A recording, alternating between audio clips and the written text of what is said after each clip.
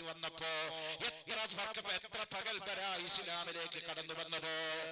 കാന്തപുര ഉസ്താദ് പോയി അത് പറഞ്ഞിട്ടല്ല, പാണക്കാട്ട് തങ്ങളുപ്പാപ്പ പോയത് അറിഞ്ഞിട്ടല്ല, വേറെ ഏതെങ്കിലും മുസ്ലിം നേതാവ് പോയിട്ട് പ്രലോഭനം നടത്തിയിട്ടല്ല. ആരൊക്കെയാ ഇസ്ലാമായത് കേട്ടോളൂ. ലോക റെസ്ലിംഗ് ഗുസ്തി ചാമ്പ്യനായിരിക്കുന്ന അണ്ടർടേക്കർ. നിങ്ങൾ ടെനിസ് സ്പോർട്സ് എന്ന് പറയുന്ന ചാനൽ വെക്കുമ്പോൾ ഡ്രാക്കുളയെ വെല്ലുന്ന നിലക്ക് വരുന്ന ഒരു വലിയ ഗുസ്തിവീരനാണ് അണ്ടർടേക്കർ. വലിയ ഗുസ്തിവീരനാണ്, ഇടിവീരനാണ്. അയാൾ പറഞ്ഞു, ഈ റിംഗിൽ ഞാൻ ജയിച്ചാൽ ഞാൻ ഇസ്ലാമിലേക്ക് കയറി വരാം. സുബ്ഹാന ജല്ല ജലാലുഹു. ഇന്ന് അണ്ടർടേക്കറുടെ പേര് മുഹമ്മദ് അബ്ദുൽ അസീസാണ്. എ.ആർ. റഹ്മാൻ, ലോക സംഗീതജ്ഞന്മാരുടെ നേതാവായ എ.ആർ. റഹ്മാൻ, അദ്ദേഹത്തിന്റെ മുൻകാലത്തെ പേരെന്തായിരുന്നു? അമുസ്ലിമായിരുന്നു. ഒരു പാട്ട് എഴുതാൻ തീരുമാനിച്ചപ്പോ എ.ആർ. റഹ്മാൻ തീരുമാനിച്ചു, ഈ പാട്ട് എനിക്ക് സുഗമമായി എഴുതാൻ കഴിഞ്ഞാൽ ഞാൻ ഇസ്ലാമിലേക്ക് കയറി വന്നുകൊള്ളാം. സുബ്ഹാന ജല്ല ജലാലുഹു. എ.ആർ. റഹ്മാൻ മുസ്ലിമാവുകയാണ്. നമ്മൾ അത് പറഞ്ഞിട്ടല്ല.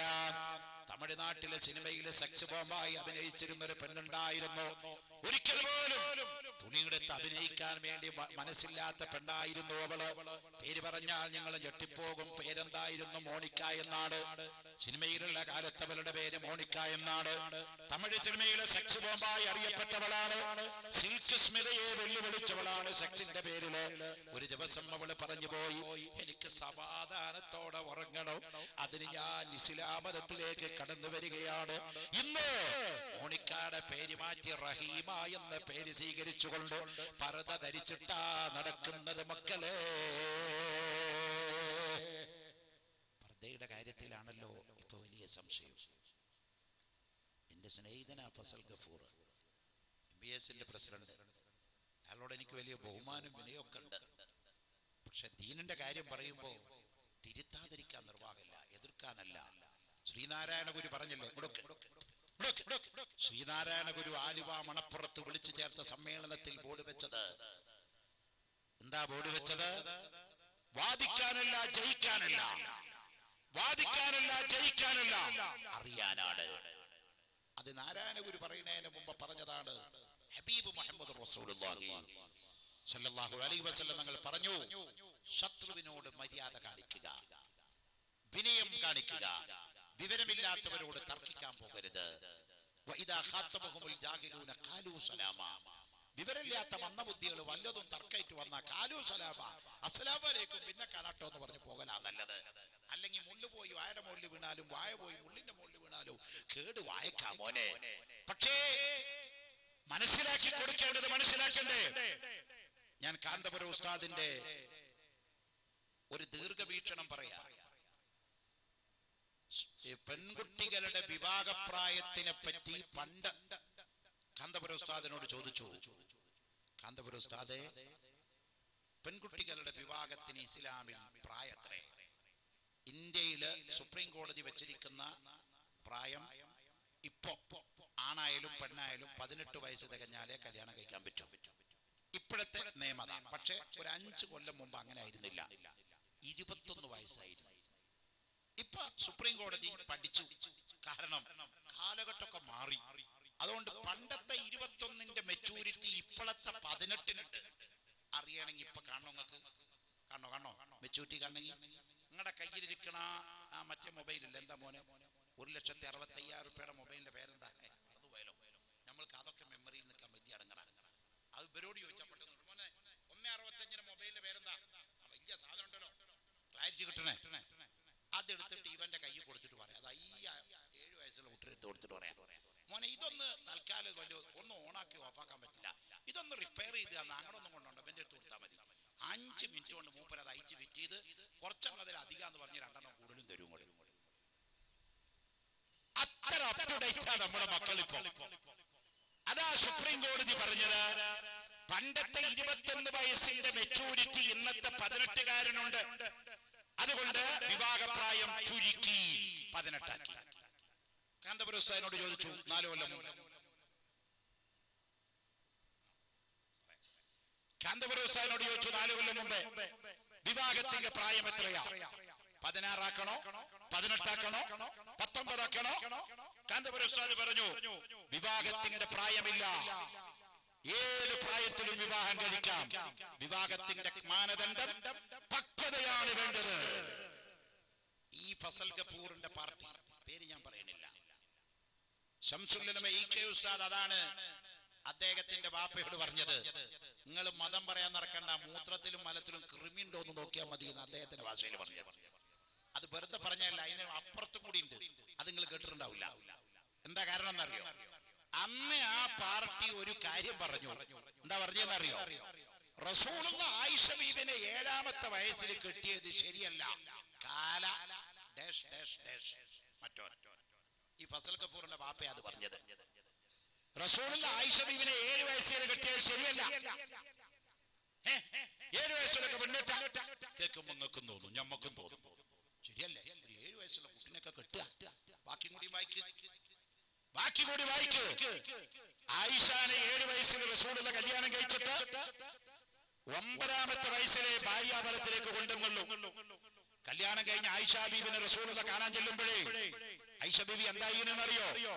കൂട്ടുകാരത്തികളോടുകൂടെ പാവക്കുട്ടികളെ കൊണ്ട് കളിച്ചുകൊണ്ടിരിക്കുകയാണ് ബീബി ആയിഷ റളിയല്ലാഹു അൻഹാ. അള്ളാഹുവിന്റെ റസൂൽ എന്ത് ചെയ്തു? ഭാര്യയായ ആയിഷാക്ക് കളിക്കാൻ വേണ്ടി പാവക്കുട്ടികളെ കൊണ്ടുപോയി കൊടുത്ത കഥ സഹീഹുൽ ബുഖാരി മുസ്ലിമിൽ ഉദ്ധരിക്കുന്നുണ്ട്. 2 കൊല്ലം കഴിഞ്ഞപ്പോ ആയിഷ ബീബിനെ റസൂലുള്ള ട്രെയിൻ ചെയ്ത് 9 വയസ്സുള്ള ആയിഷാക്ക് 60 വയസ്സുള്ള പെണ്ണിന്റെ പക്വത വന്നു. ഉദാഹരണം നിങ്ങൾ കേട്ടോളൂ. റസൂലുള്ള വഫാത്താകുമ്പോ ആയിഷയുടെ വയസ്സ് എത്രയാണ്? 17 നമ്മുടെ നാട്ടിലൊരു +2 പഠിക്കുന്ന വിദ്യാർത്ഥിനിയുടെ പ്രായമാണെന്ന് ആയിഷ ബീവിക്ക്. റസൂലുള്ളാഹിക്ക് 63. ആ റസൂലുള്ള ആയിഷയുടെ മുഖത്ത് നോക്കി പറഞ്ഞത്, ലോകത്തിലെ ഏറ്റവും വലിയ പണ്ഡിത ആയിഷയാണെന്ന് കാല റസൂലുള്ളാഹ്. എന്റെ വാത് കേൾക്കുന്ന പെണ്ണുങ്ങൾ ഒരുപാട് അപ്പുറത്താണ് ഇരിക്കുന്നതെങ്കിലും മനസ്സിലാക്കണം, റഹ്മത്തുൽ ആലമീനായ റസൂലുള്ളാഹി സ്വല്ലല്ലാഹു അലൈഹി വസല്ലം തങ്ങൾക്ക് സഫർ മാസം അവസാനത്തിൽ പരിപാലിക്കുകയാണ് ഒരു ബുധനാഴ്ച. വല്ലാത്ത നഹസുള്ള ദിവസമാണ് സഫറിന്റെ അവസാനത്തിലെ ബുധൻ. അന്നൊരു രോഗം ബാധിച്ചാൽ അത് വല്ലാത്ത രോഗമാണ്. റസൂലുള്ളാഹിക്ക് രോഗം വന്ന ദിവസമാണ് ആ ദിവസം. ആ സഫർ മാസത്തിലെ അവസാനത്തിൽ ബുധനാഴ്ച റസൂലുള്ളാഹിക്ക് പരിപാലിച്ച റസൂലുള്ളാഹി സ്വല്ലല്ലാഹു അലൈഹി വസല്ലം തങ്ങള് ആയിഷ ബീവിയുടെ മടിയിൽ തലവെച്ചുകൊണ്ടാണ് മരണപ്പെടുന്നത്. അല്ലാഹുവിന്റെ റസൂല് മരണത്തെ നേരെ കാണുമ്പോ പറഞ്ഞത് നമ്മൾ ഹദീസ് നോക്കിയാ കാണാം, യാ ആയിഷ ഇന്നലിൽ മൗതി ലസകറാത്ത്, മരണത്തിന് കഠോരമായ വേദനയുണ്ടല്ലോ ആയിഷ. യാ ആയിഷ ഇന്നലിൽ മൗതി ലസകറാത്ത്. അല്ലാഹുവിന്റെ റസൂലിന്റെ നെറ്റിത്തടം വല്ലാതെ വിയർത്തിട്ട് റസൂലുള്ളാഹിന്റെ കണ്ണിൽ നിന്ന് കണ്ണുനീര് ധാരതായി ഒഴുകിയിട്ട് അവസാനം ആയിഷയുടെ മടിയിൽ തലവെച്ചിട്ട് ഈ സമുദായമേ എന്ന് പറഞ്ഞിട്ട് ഈ ലോകത്തോട് വിട പറഞ്ഞു പോയ ലോകത്തിലെ ഏറ്റവും വലിയ അനുയായികളെ സ്നേഹിച്ച നേതാവ് റഹ്മത്തുൽ ആലമീൻ മുഹമ്മദ് മുസ്തഫ ആ റസൂലുള്ള വഫാത്താകുമ്പോ ആയിഷ ബീവിയുടെ മടിയിൽ തലവെച്ച് കിടക്കുമ്പോ 17 വയസ്സുള്ള ആയിഷ ബീവിക്ക് യാതൊരുവിധ ചഞ്ചലിപ്പുമില്ല. മനസ്സ് കട്ടിയുള്ള സ്ത്രീ ആയിഷ ബീവി. 68 90 വയസ്സുള്ള ഉമ്മച്ചി 12 പെറ്റോളിയും പെറ്റ നമ്മുടെ വല്യമ്മച്ചി.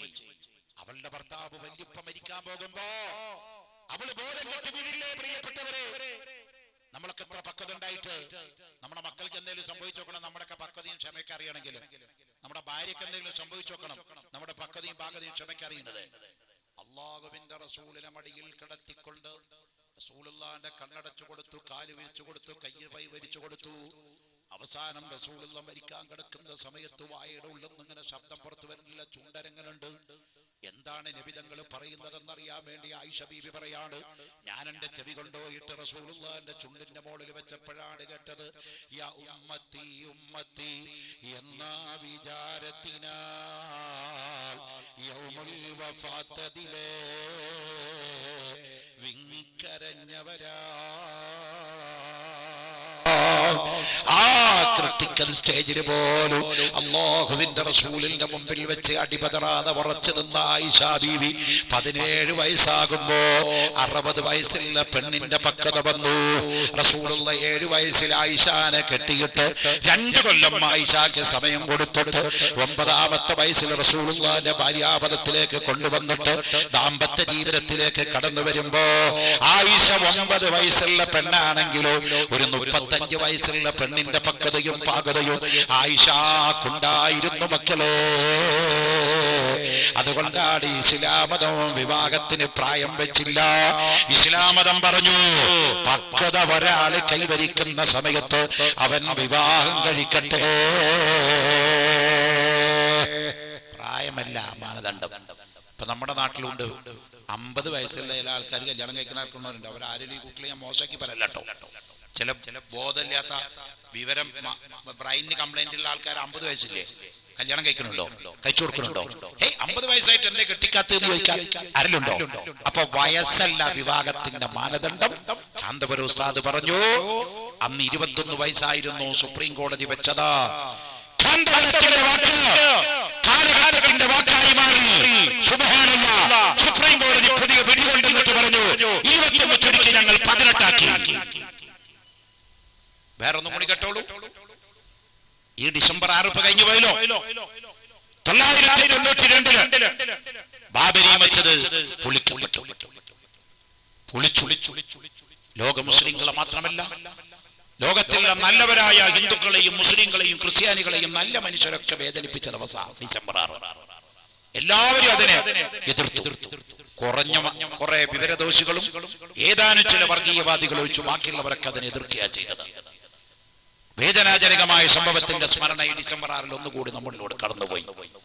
അത് കഴിഞ്ഞ് 92 പള്ളി പൊളിച്ചപ്പോ 93 വന്നപ്പോ റിപ്പബ്ലിക് ഡേ ജനുവരി മാസം 26-ാം തീയതി ഇന്ത്യക്ക് ഭരണഘടന ഇംപ്ലിമെന്റ് ചെയ്ത ദിവസമാണ് റിപ്പബ്ലിക് ഡേ. ഇന്ത്യയിലെ മുസ്ലിം സംഘടന, ഞാൻ പേരെടുത്തുകൊണ്ട് തന്നെ പറയുന്നു, ഇന്ത്യൻ യൂണിയൻ മുസ്ലിം ലീഗ് അടക്കമുള്ള ഇന്ത്യയിലെ മുസ്ലിം സംഘടന, മഹാനായിരിക്കുന്ന മരിച്ചുപോയ മരണപ്പെട്ടുപോയ ഇബ്രാഹിം സുലൈമാൻ സേഠ് സാഹിബ് അടക്കമുള്ള കേരളത്തിലെ ഇന്ത്യയിലെ മുസ്ലിം നേതാക്കൾ തീരുമാനിച്ചു മുസ്ലിങ്ങളുടെ പള്ളി പൊളിച്ചിട്ട് വരണം. ആദ്യത്തെ റിപ്പബ്ലിക് ഡേ ആണ് 93 ജനുവരി 26. അന്ന് മുസ്ലിങ്ങൾ റിപ്പബ്ലിക് ഡേ ബഹിഷ്കരിക്കണം. പത്രത്തിൽ ആഹ്വാനം വന്നു. അന്ന് കാന്തപുരം ഉസ്താദ് ഇത്ര ലോകത്തിങ്ങനെ തിളങ്ങിയിട്ടില്ല, എന്നെങ്കിലും അള്ളാന്റെ അടുത്ത് തിളങ്ങിയിട്ടുണ്ട്. കാന്തപുരം ഉസ്താദ് പറഞ്ഞു നമ്മൾ റിപ്പബ്ലിക് ഡേ ബഹിഷ്കരിച്ചു കഴിഞ്ഞാൽ ഇന്ത്യയിലെ മുസ്ലിങ്ങൾ മുഴുവൻ യാഥാസ്ഥികന്മാരും പിന്തിരിപ്പന്മാരും വർഗീയവാദികളുമാണെന്ന് പ്രചരിപ്പിക്കപ്പെടും. അതുകൊണ്ട് SYSന്റെ സ്റ്റേറ്റ് കമ്മിറ്റി തീരുമാനിച്ചു റിപ്പബ്ലിക് ഡേ ബഹിഷ്കരണം പാടില്ല. തീരുമാനിച്ച മുസ്ലിം സംഘടനകൾ പിന്തിരിയണം. ഒറ്റ ശബ്ദേ കേട്ടുള്ളൂ, കാന്തപുരം ഉസ്താദിന്റെ ശബ്ദം. മഹാനായിരിക്കുന്ന സയ്യിദ് പാണക്കാട് മുഹമ്മദ് അലി ശിഹാബ് തങ്ങൾ അല്ലാഹു ഖബറിന്റെ ദറജ ഉയർത്തി കൊടുക്കട്ടെ, ആമീൻ. അവരുടെ വാപ്പ പാണക്കാട് സയ്യിദ് പൂക്കോയ തങ്ങൾ അല്ലാഹു ദറജ ഉയർത്തി കൊടുക്കട്ടെ, ആമീൻ. ഇത് കേട്ടപ്പോൾ ശിഹാബ് തങ്ങൾ പറഞ്ഞു, കാന്തപുരം പറഞ്ഞതാ ശരി. നമ്മളിപ്പോ ഡേറ്റ് ഇറങ്ങിയാൽ സംഗതി ഗുലുമാലാകും. ശിഹാബ് തങ്ങൾ ഡൽഹിയിൽ വിളിച്ചു, ബനാത്തുവാലനെ വിളിച്ചു, ഇബ്രാഹിം സുലൈമാൻ സേഠ് സാഹിബിനെ വിളിച്ചു, സുൽത്താൻ സലാഹുദ്ദീൻ ഉവൈസിനെ വിളിച്ചിട്ട് പറഞ്ഞു സംഗതി തിരുത്തുക, അപ്പൊ നല്ലത്, അല്ലെങ്കിൽ നമ്മൾ ഗുലുമാലാവും. ശിഹാബ് തങ്ങളുടെ പ്രസ്താവന വന്നു, റിപ്പബ്ലിക്കിലെ ബഹിഷ്കരണം നിരുപാധികം ഞങ്ങൾ പിൻവലിച്ചിരിക്കുന്നു.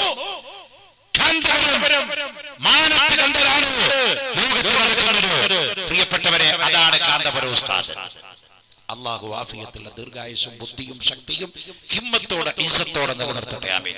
എല്ലാവർക്കും കാന്തപുരാകാൻ പറ്റില്ല, ആകാൻ വേണ്ടി നോക്കിക്കോ, നല്ലതാ. എല്ലാവർക്കും ഇമാം ഷാഫി ആകാൻ പറ്റുമോ? എല്ലാവർക്കും ഇമാം അബൂ ഹനീഫ ആകാൻ പറ്റുമോ? അതിന്റെ പിന്നിലിരിക്കണവരാകാം. അതിന്റെ പിന്നിലിങ്ങനെ ചോട്ടായി കിട്ടിയാൽ മതിയല്ലോ, അത്രയും ആവണ്ട. അതിന്റെ പിന്നിൽ കൂടെ പോകാൻ പറ്റിയാൽ തന്നെ നമ്മൾ രക്ഷപ്പെടും. അപ്പൊ ഞാൻ പറഞ്ഞു വരുന്നത്, എഴുതാപ്പുറം വായിക്കുന്ന ആളുകൾ കാര്യം പഠിക്കണം. അന്ന് ശംസുൽ ഉലമ പറഞ്ഞു ആയിഷ ബീവിനെ 7ാമത്തെ വയസ്സിൽ കല്യാണം കഴിച്ചത് തെറ്റാണെന്ന് പ്രമേയം പാസാക്കിയ ആ മുസ്ലിം സംഘടനക്കാരോട് അന്ന് പറഞ്ഞതാ ശംസുൽ ഉലമ, നിങ്ങൾ മതം പഠിപ്പിക്കാൻ നോക്കരുത്,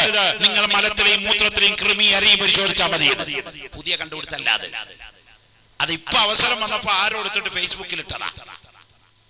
അത് പണ്ട് പറഞ്ഞതാ, കറക്റ്റ് എവിഡൻസ്. ഞാൻ പറഞ്ഞു പോകുന്നത് അള്ളാഹുവിന്റെ ദീന് മനുഷ്യന്റെ ബുദ്ധി കൊണ്ട് അളന്നു നോക്കിയാൽ മനസ്സിലാക്കുന്ന സംഭവമല്ല. റസൂലുള്ളാഹിനെ നമ്മുടെ 2 രൂപയുടെ ബുദ്ധി കൊണ്ട് ചിന്തിച്ചാൽ കിട്ടുന്ന പ്രവാചകനല്ല ഹബീബ് മുഹമ്മദ് റസൂലുള്ളാഹി. വെള്ളത്തോൾ നാരായണ മേനോൻ, കേരളത്തിൽ പേരുകെട്ട വിശ്വമഹാകവി, വെള്ളത്തോളിനോട് എന്നിട്ട് ചോദിച്ചു മുഹമ്മദ് നബി ആരാ? നമ്മളോട് ചോദിച്ചാൽ എന്താ പറയാ? അള്ളാഹുവിന്റെ റസൂൽ എന്ന് പറഞ്ഞാൽ അന്ത്യപ്രവാചകനാണ്, അഷ്റഫുൽ ഖൽഖാണ്, റാഹത്തുൽ ആശിഖാണ്, മുറാദുൽ മുസ്താഖാണ്, ശംസുൽ ആരിഫാണ്, സിറാജുൽ സാലിഖാണ്. നാരായണ മേനോൻ പറഞ്ഞു, ആ മഹാനെ പറ്റി പറയാൻ എനിക്ക് വാക്കില്ല. വീണ്ടും ചോദിച്ചു, അങ്ങ് എന്തെങ്കിലും എന്ന് പറ. നാരായണ മേനോൻ പറഞ്ഞു, ചോദിച്ചതുകൊണ്ട് ഞാൻ 2 വാക്ക് പറയാം, അതിൽ കൂടുതൽ പറയാനുള്ള ത്രാണി എനിക്കില്ല. അദ്ദേഹം പറഞ്ഞ വാക്ക് കേട്ടോളൂ. പെരുത്ത നൂറ്റാണ്ടിനടക്കൊരിക്കലേ മരുപ്പറമ്പാമുലകത്തിൽ ഈശ്വരൻ നടുന്നു വൃക്ഷത്തെ തണിക്കു പാന്തരായി വരുന്നവർക്കുത്തമ വിശ്രമത്തിനായി വെള്ളത്തോൾ നാരായണ മേനോ പാടുകയാണ്. പെരുത്ത നൂറ്റാണ്ടിനടക്കൊരിക്കലേ മരുപ്പറമ്പാമുലകത്തിൽ ഈശ്വരൻ നടുന്നു വൃക്ഷത്തെ തണിക്കു പാന്തരായി വരുന്നവർക്കുത്തമ വിശ്രമത്തിനായി. വെള്ളത്തോളിൽ ഈ കവിത എവിടുന്ന് കിട്ടിയതാണ്? ബൂസുരി ഇമാമിന്റെ ബുർഖുദ്ദാഖ് ബൈത്തിന്റെ മലയാള ട്രാൻസ്ലേഷനാണത്. ഏതാണ് ബൂസുരി ഇമാമിന്റെ കവിത? കേട്ടോളൂ. ഹുവൽ ഹബീബുല്ലദീ തുർജാ ശഫാഅതുഹു ലികുല്ലി ഹൗലിൻ മിനൽ അഹ്വാലി മുഖ്തഹമി. അള്ളാഹുവിന്റെ റസൂലിനെ പറ്റി വെള്ളത്തോൾ പറഞ്ഞത് ഇതാണ്. പെരുത്ത നൂറ്റാണ്ടിനൊരിക്കലീ മരുപ്പറമ്പാമുലകത്തിൽ ഈശ്വരൻ. പെരുത്ത നൂറ്റാണ്ട് ഈസാ നബി അലൈഹിസ്സലാമിന്റെ ശേഷം അള്ളാഹുവിന്റെ റസൂൽ വരെ 500 കൊല്ലത്തെ കാലം പ്രവാചകന്മാരില്ലാത്ത ഫത്രത്തിന്റെ കാലമാണ്. അതാണ് പെരുത്ത നൂറ്റാണ്ട്. പെരുത്ത നൂറ്റാണ്ടിനൊരിക്കലീ മരുപ്പറമ്പാമുലകത്തിൽ ഈശ്വരൻ. മരുപ്പറമ്പായിരിക്കുന്ന മരുഭൂമിയിൽ ഈശ്വരനായ അള്ളാഹു നടുന്നു വൃക്ഷത്തെ തണിക്കു പാന്തരായി. ഒരു വൃക്ഷം നട്ടുപിടിപ്പിച്ചു, തണിക്കു പാന്തരായി, മനുഷ്യവർഗത്തിന് മുഴുവൻ തണലായിക്കൊണ്ട്, മനുഷ്യവർഗത്തിന് മുഴുവൻ തണലായിക്കൊണ്ട് അറേബ്യൻ മരുഭൂമിയിൽ നട്ടുപിടിപ്പിക്കപ്പെട്ട ലോകത്തിന്റെ തണലാണ് അഷ്റഫുൽ ഖൽഖ് മുഹമ്മദുർ റസൂലുള്ളാഹി എന്ന് വെള്ളത്തോൾ നാരായണ മേനോൻ പാടിപ്പോയെങ്കിലും ആ റസൂലുള്ളാഹിനെ പറ്റി ലോകത്തുള്ള മൂക്ക് കീഴ്പ്പെട്ടും മേപ്പെട്ടുള്ളവരോട് ഒക്കെ ചോദിച്ചപ്പോഴും പറഞ്ഞു, ഞങ്ങൾക്ക് പറയാൻ വാക്കുകളില്ല. നിങ്ങൾ കേട്ടിട്ടില്ലേ? ഭാരതത്തിൽ ജീവിച്ചിരുന്ന ഒരു മഹർഷി ഉണ്ടായിരുന്നു. അയാളുടെ പേര് വ്യാസൻ എന്നാണ്. വ്യാസൻ മരിച്ചിട്ട് 2500 കൊല്ലായി. വ്യാസൻ നമ്മളൊരു റിസർച്ച് മോനെ ഉപപരിപാടിയും അനുവദിക്കത്തില്ല. കുറച്ചു നേരം ഞാൻ അധികം നീട്ടിക്കൊണ്ടുപോയിട്ടില്ല, കറക്റ്റ് ടൈമിൽ നിർത്തും ഇൻഷാ അല്ലാഹ്. അപ്പോ വ്യാസനോട് ചോദിച്ചു, വ്യാസനെ പറ്റി നമ്മൾ പഠിച്ച് പോവുകയാണെങ്കിൽ അയാൾ ചിലപ്പോൾ ഒരു വരികയാണെന്ന് കണ്ടെത്താൻ പറ്റും. അത് സംസ്കൃതത്തിൽ വ്യാസ് എന്ന് പറഞ്ഞ ആൾ അറബിയിൽ വേറെ ആളാവും. അപ്പൊ ഇബ്രാഹിം നബിയുടെ പേര് ബൈബിളിൽ പറഞ്ഞത് അബ്രഹാം. ആ അബ്രഹാമിന്റെ പേരാണ് ബ്രാഹ്മണൻ. ബ്രാഹ്മണന്മാര് ഇബ്രാഹിം നബിയുടെ ജനതയാണ്. പക്ഷേ കാലാന്തരത്തിൽ പല മാറ്റിത്തിരുത്തലുകൾ വന്നിട്ടുണ്ട്. ഏതുപോലെ ക്രിസ്ത്യാനികള് ഈസാ നബിയുടെ ജനതയാ, കുറെ തിരുത്തലുകൾ വന്നിട്ടുണ്ട്. യഹൂദികള് മൂസാ നബിയുടെ ജനതയാ, കാലാന്തരത്തിൽ കുറെ തിരുത്തലുകൾ വന്നിട്ടുണ്ട്. എന്ന പോലെ ഈ വ്യാസനെ പറ്റി നമ്മൾ റിസർച്ച് നടത്തുകയാണെങ്കിൽ ചിലപ്പോൾ അയാൾ വലിയ സൂഫിയോ സാഫിയോ ഭക്തനോ ആരൊക്കെ ആയിരിക്കാം ആവട്ടെ. ആ വ്യാസനോട് ചോദിച്ചു, മുഹമ്മദ് നബിനെ പറ്റി നിങ്ങൾക്ക് എന്താ പറയാനുള്ളത്? വ്യാസൻ തന്റെ ഭവിഷ്യൽ പുരാണം മോനെ പെണ്ണുങ്ങളുടെ ഭാഗത്ത് കാണുപോയിക്കോ, ജമ്മിന്റെയും കസറിനെയും വൈദ്യ കൊടുത്താലോ പെണ്ണുങ്ങൾ ഇരിക്കണം, അവിടെ പോയിട്ട് വാ. വ്യാസനോട് ചോദിച്ചു, മുഹമ്മദ് നബി ആരാണ്? മുഹമ്മദ് നബിയെ പറ്റി വ്യാസൻ പറഞ്ഞത് സംസ്കൃതത്തിൽ അയാളെ ആചാര്യ സമന്വിത മഹാമത് ഇതിഖ്യാത ശിഷ്യസാഗ സമന്വിത നൃപാഞ്ചേവ മഹാദേവ മരുസ്ഥല നിവാസിന ലിംഗച്ഛേദി ശിഖാഹീന ശ്രുമസതാരി സദൂഷക ഉച്ചാലപി സർവഭക്ഷി ഭവിഷ്യതി ജനമോ മുസൈലനവ സംസ്കാര ഖുറൈശി ഭവ വിശ്രുതി ഇതി മായാകൃത ത്രിപുരനാരായ ശുദ്ധായ പഞ്ചഗവ്യ സമന്വിതാ.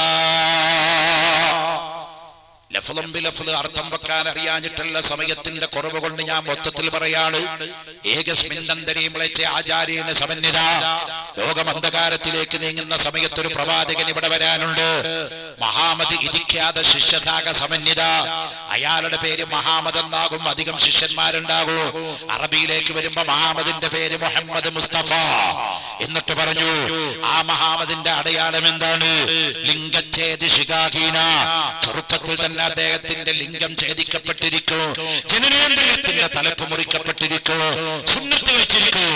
ആമിന ബീവിയുടെ വയറ്റിൽ നിന്ന് പ്രസവിക്കുമ്പോ തന്നെ റസൂലുള്ളാഹിന്റെ സുന്നത്ത് കഴിച്ചില്ലേ? വലദതുഹു മഖ്തൂലൻ വമഖ്ഹൂലൻ കമാ ഖദ് ജാഅ ഫിൽ ഖബരി സ്വഹീഹിൽ മുസ്നദ്. അമിന ബീവിയുടെ വയറ്റിൽ നിന്ന് തന്നെ റസൂലുള്ളാഹിന്റെ സുന്നത്ത് കല്യാണം കഴിച്ചു. അതാണ് ഇയാൾ പറയുന്നത് ലിംഗച്ഛേദ ശിഖാഹീന സുമ സദാരി സദൂഷക. എന്നിട്ട് ഇയാൾ പറയുന്നു ഈ പ്രവാചകന്റെ വംശത്തിന്റെയും അതുപോലെ വർഗത്തിന്റെയും പേരെന്താണ്? മുസൈലനവ സംസ്കാര ഖുറൈശി ഭവ വിശ്രുതി. ഇദ്ദേഹം കൊണ്ടുവരുന്ന മതത്തിന്റെ പേര് മുസൈലനവ സംസ്കാര, മുസ്ലിം സംസ്കാരമാണ്.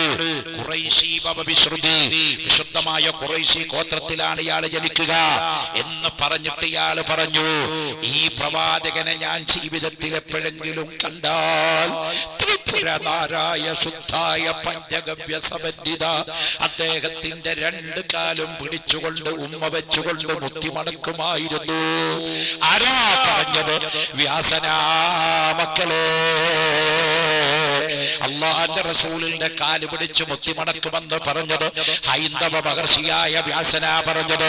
എന്റെ പ്രസംഗം കേൾക്കുന്ന ഹിന്ദു സഹോദരന്മാര്, നമ്മൾ തള്ളേണ്ടവരല്ല, നമ്മൾ തള്ളേണ്ടവരല്ല.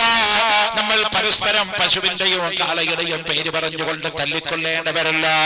നിജസ്ഥിതി അറിയാതെ, ചരിത്രത്തിന്റെ പിൻബലം അറിയാതെ, ആരാണ് റസൂലുള്ള എന്നറിയാതെ, എന്താണ് ഇസ്ലാം എന്നറിയാതെ ഇസ്ലാമിനെ കുറ്റം പറയുന്നവര് പഠിക്കാൻ തയ്യാറാകണം. പഠിപ്പിക്കാൻ നമ്മളും തയ്യാറാവണം. പഠിക്കാൻ തയ്യാറാവണോ? പഠിപ്പിക്കാൻ നമ്മളും തയ്യാറാവണം. എത്ര വിശാല വീക്ഷണമായി ഇസ്ലാമിന്റെ വീക്ഷണം. ലോകത്താരാ റസൂലുള്ളാഹിനെ പറ്റി കുറ്റം പറഞ്ഞത്? വിവരദോഷികളല്ലാതെ. ലോകത്താരാ ഹബീബിനെ പറ്റി കുറ്റം പറഞ്ഞത്? വിവരദോഷികളല്ലാതെ. ഈ അടുത്ത കാലത്ത് ഇംഗ്ലണ്ടിലെ ഒരു പത്രം റസൂലുള്ളാഹിന്റെ കാർട്ടൂൺ വരച്ചു അല്ലേ? കഴിഞ്ഞ കൊല്ലം കാർട്ടൂൺ വരച്ചു പറഞ്ഞപ്പോ മൂപ്പര് നീച്ചുകൊണ്ട്. ഇന്ത്യയിലൊരു വലിയ കാർട്ടൂണിസ്റ്റ് ആയിരുന്നു MF ഹുസൈൻ. അയാൾ മരിച്ചുപോയി. MF ഹുസൈൻ വലിയ കാർട്ടൂണിസ്റ്റ് ആയിരുന്നു. അപ്പോ റസൂലുള്ളാഹിന്റെ കാർട്ടൂൺ വരച്ചപ്പോ നമ്മളൊക്കെ പറഞ്ഞു അള്ളാഹുവിന്റെ റസൂലിന്റെ കാർട്ടൂൺ വരയ്ക്കാൻ പറ്റില്ല. ഞാൻ തൃശ്ശൂരില് ബിഷപ്പ് ഹൗസിൽ ഒരു പരിപാടിക്ക് എന്നെ കൂട്ടിക്കൊണ്ടുപോയി. നമ്മളിപ്പോ വയത് മാത്രമല്ല പറയണം, അച്ഛന്മാര് വിളിച്ച് അവിടെയും പോകാറുണ്ട്. ആര് വിളിച്ചാലും പോകണം എന്നുള്ള പോളിസിക്കാരനാണ് ഞാൻ. എവിടെ ആര് വിളിച്ചാലും പോകാം, പക്ഷെ എന്ത് പറയണം എന്നുള്ളതാണ് വിഷയം കേട്ടോ. ആര് വിളിക്കുന്നു എന്നുള്ളത് വിഷയമല്ല, എന്ത് പറയണം എന്നുള്ളതാണ് വിഷയം. തൃശ്ശൂർ ബിഷപ്പ് മാർ റാഫിൽ തട്ടിൽ തിരുമേനി എന്റെ അടുത്ത സുഹൃത്താ, എന്നെ വിളിച്ചിട്ട് പറഞ്ഞു സക്കാഫി ബിഷപ്പ് ഹൗസിലെ പരിപാടിയുണ്ട്, ഒരു 15 മിനിറ്റ് വന്നിട്ട് ഒരു പ്രഭാഷണം നടത്തണം. വരാം, ഞാൻ വരാന്ന് പറഞ്ഞു. എന്നെ വലിയ ബഹുമാനത്തോടെ അച്ഛന്മാര് വന്ന് കൂപ്പുകയോടെ സ്വീകരിച്ച് കസാലയിരുത്തി ചായ തന്ന് ബിഷപ്പ് ഹൗസിന്റെ ഉള്ളിൽ അരമനയിൽ കൊണ്ടുപോയി. നമ്മൾക്ക് കാദിയാരുടെ സ്ഥാനത്താണല്ലോ ബിഷപ്പ്. നമ്മളെ കാസർഗോഡ് കാദി എനിക്കറിയത്തില്ല, മുന്നേ ബാബു മുസ്ലിയാരായിരുന്നു, മരിച്ചുപോയി. അള്ളാഹു ഖബർ സ്വർഗമാക്കട്ടെ, ആമീൻ. നമ്മൾ തൃശ്ശൂർ ഇവിടുത്തെ കാസർഗോഡ് സംയുക്ത കാദി ആരാണെന്ന് എനിക്കറിയത്തില്ല. ശ്രീ ആലിക്കുഞ്ഞ് ഉസ്താദ് സുഖമില്ലാതെ ആശുപത്രിയിൽ കിടക്കുകയാണ്. അള്ളാഹുവേ അദ്ദേഹത്തിന് ആഫിയത്തുള്ള ദീർഘായുസ്സ് ദീന്റെ ഖിദ്മത്തിലായി നൽകണേ അല്ലാഹ്. ഞാൻ ഒരിക്കൽ ആലിക്കുഞ്ഞ് ഉസ്താദിനെ സമസ്ത വൈസ് പ്രസിഡന്റ് ആക്കണേന്റെ മുമ്പന്നെ ഞാൻ 10-25 കൊല്ലമായിട്ട് അഭേദ്യ ബന്ധമുള്ളതാണ്.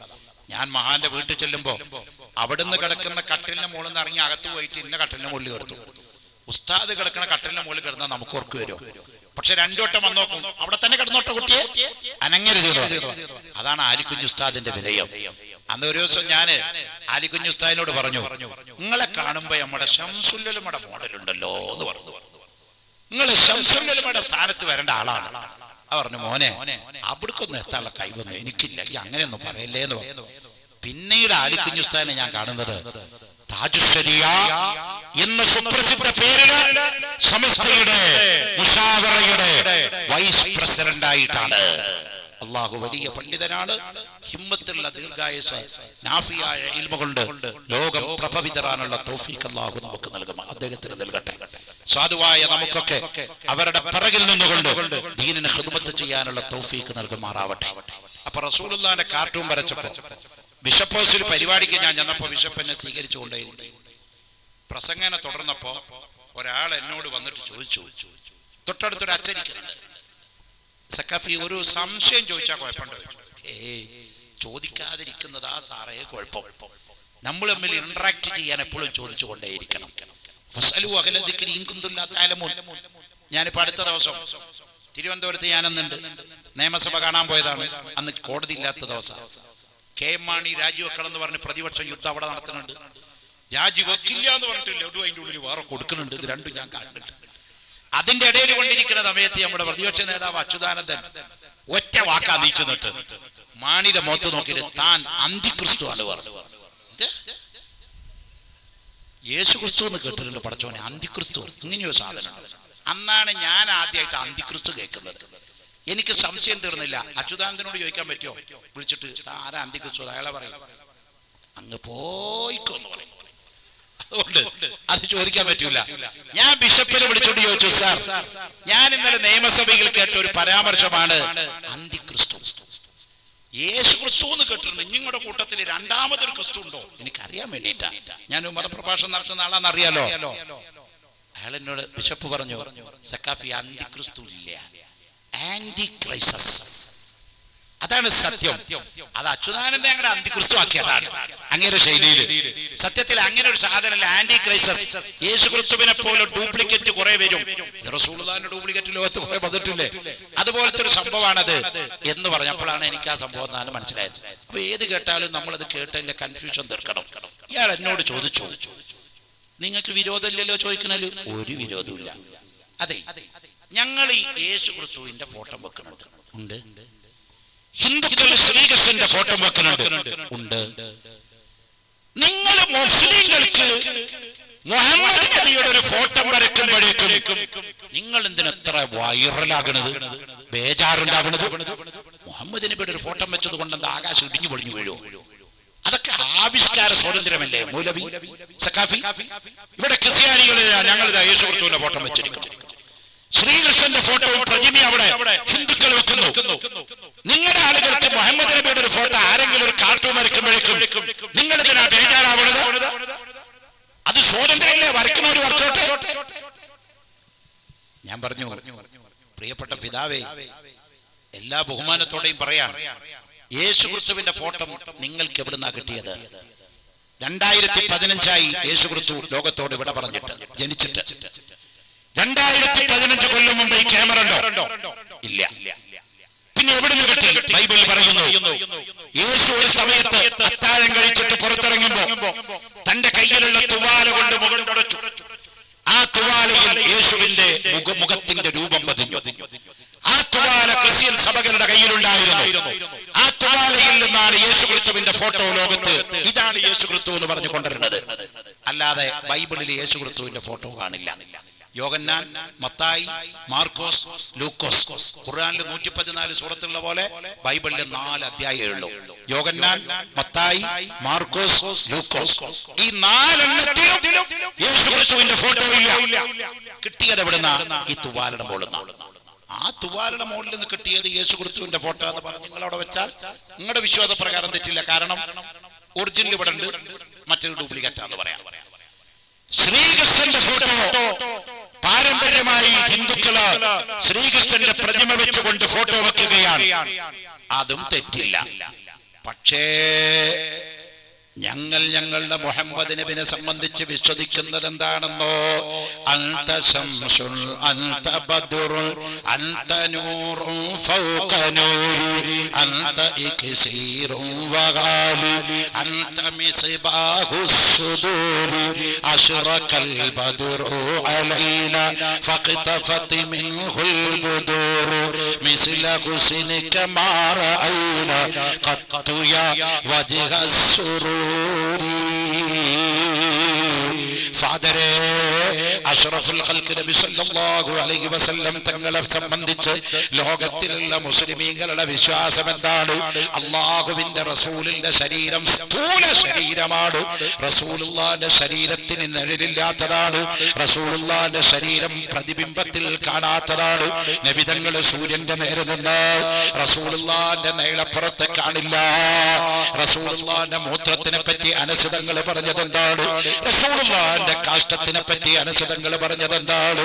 സുബ്ഹാനല്ലാഹ്, 14 കൊല്ലം റസൂലുള്ളാഹിക്ക് ഖിദ്മത്ത് ചെയ്ത ഖാദിമാണ് അനസ് റളിയല്ലാഹു അൻഹു. അനസ് തങ്ങൾ റസൂലുള്ളാഹിനെ പഠിച്ച വ്യക്തിയാണ്. അനസിന് ആഗ്രഹം റസൂലുള്ളാഹിന്റെ കാഷ്ടം ഒന്ന് കാണണം.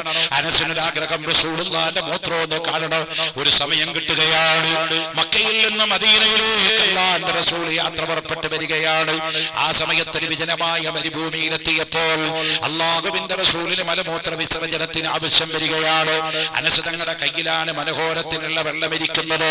അന്നിന്നത്തെ പോലെ ടാപ്പുള്ള പൈപ്പുള്ള വാട്ടർ അതോറിറ്റിയുള്ള കാലമല്ലല്ലോ. തോലിന്റെ പാത്രത്തിൽ വെള്ളം കൊണ്ടുപോണ കാലമാണ്. അനസ് തങ്ങളുടെ കയ്യിലാണ് തോൽപാത്രത്തിൽ വെള്ളമുള്ളത്. അല്ലാഹുവിന്റെ റസൂൽ ഈത്തപ്പനയുടെ മറുഭാഗത്ത് ചെന്നിരുന്നിട്ട് മലമൂത്ര വിസർജനം നടത്തി കഴിഞ്ഞിട്ട് വിളിച്ചു, അനസേ വെള്ളം കൊണ്ടുവാ. അനസ് റളിയല്ലാഹു അൻഹു തോൽപാത്രത്തിലുള്ള വെള്ളം കൊണ്ടുപോയി അല്ലാഹുവിന്റെ റസൂലിന്റെ മുമ്പിൽ വെച്ചു കൊടുത്തു.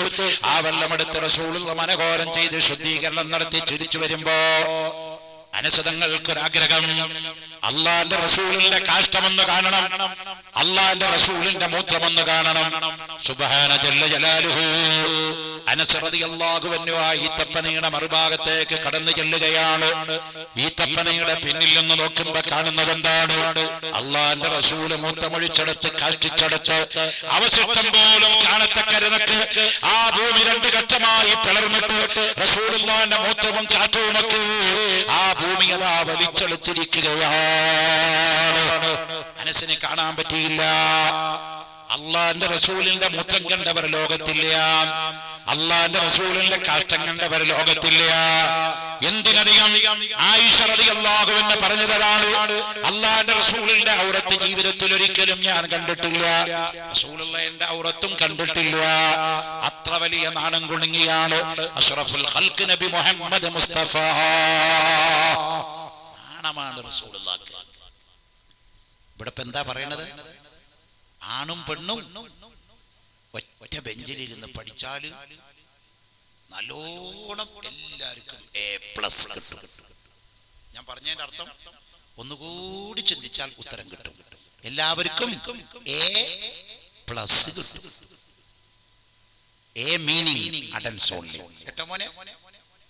A+ കിട്ടും. ആണും പെണ്ണും ഒറ്റ ബെഞ്ചിലിരുന്ന് പഠിക്കണം എന്ന് പറഞ്ഞ് കുറച്ച് കുട്ടികൾ ഇപ്പൊ രംഗത്ത് വന്നു. ലിംഗസമത്വം. ലിംഗം എന്ന പേര് കേട്ടപ്പോ ഞാൻ അത് ശബ്ദധാരാവലി എടുത്തു നോക്കി. അതിന്റെ അർത്ഥം എന്താണെന്ന് അറിയണ്ടേ? സാധാരണ പുരുഷന്മാർക്കാണ് നമ്മൾ ലിംഗം എന്ന് പറയുന്നത്. സ്ത്രീകൾക്ക് വേറെ പറയാനേ നമ്മൾ പറയണില്ല. പുരുഷന്മാരുടെ ജനനേന്ദ്രിയത്തിന് പറയുന്ന പേരാണ് ലിംഗം. നമ്മൾ അങ്ങനെ ഉപയോഗിക്കാം. പക്ഷെ ശ്രീകണ്ഠൻ നായരുടെ ശബ്ദധാരാവലി എടുത്തു നോക്കിയ അപ്പൊ അതിൽ കൊടുത്തിരിക്കുന്ന അർത്ഥം ലിംഗം, അടയാളം. അത്രയേ ഉള്ളൂ. ഒരു അടയാളം മലയാളത്തിൽ ലിംഗം എന്ന് പറഞ്ഞ അർത്ഥമുള്ളൂ. ലിംഗസമത്വം വേണം. സ്ത്രീയും പുരുഷനും തുല്യനാവണം എന്ന് പറഞ്ഞുകൊണ്ടല്ല വാദഗതികള് ലോകത്തുകളെ ഉദ്ധരിച്ചുകൊണ്ടിരിക്കുകയാണ്. ഞാൻ അതിലേക്കൊന്നും മറുപടിക്ക് പോകുന്നില്ല. അല്ലാഹുവിന്റെ റസൂല് പറഞ്ഞു, ഹൽ അയാഉ ശുഅബത്തുൻ മിനൽ ഈമാൻ.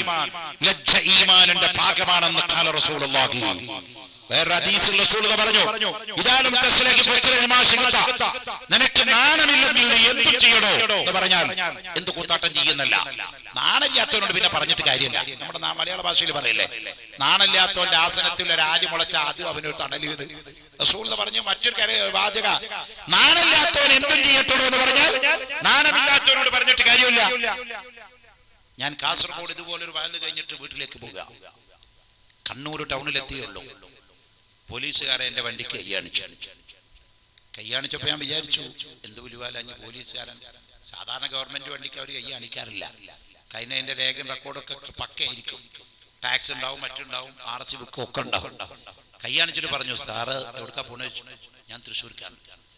സാറ് ഒരു പണി ചെയ്യണം, ഈ വഴിക്ക് പോകണ്ട, കാരണം ഈ വഴി കുറച്ച് പ്രശ്നമാണ്. സാറ് ഈ പയ്യമ്പലം ബീച്ച് വഴി വളഞ്ഞിട്ട് ധർമ്മടം വഴി അങ്ങ് പോകാൻ നല്ലത് പറഞ്ഞു. ഞാൻ ചോദിച്ചു എന്താണ് അതിന്റെ കാരണം ചോദിച്ചു. അയാൾ പറഞ്ഞു, സാറേ ആ ടൗണിൽ ചെറിയൊരു പ്രോബ്ലം നടക്കുന്നുണ്ട്, അത് സാറ് ആ ബൈക്ക് പോണ്ട, സാറ് ഇതിലെ പൊക്കോളൂ.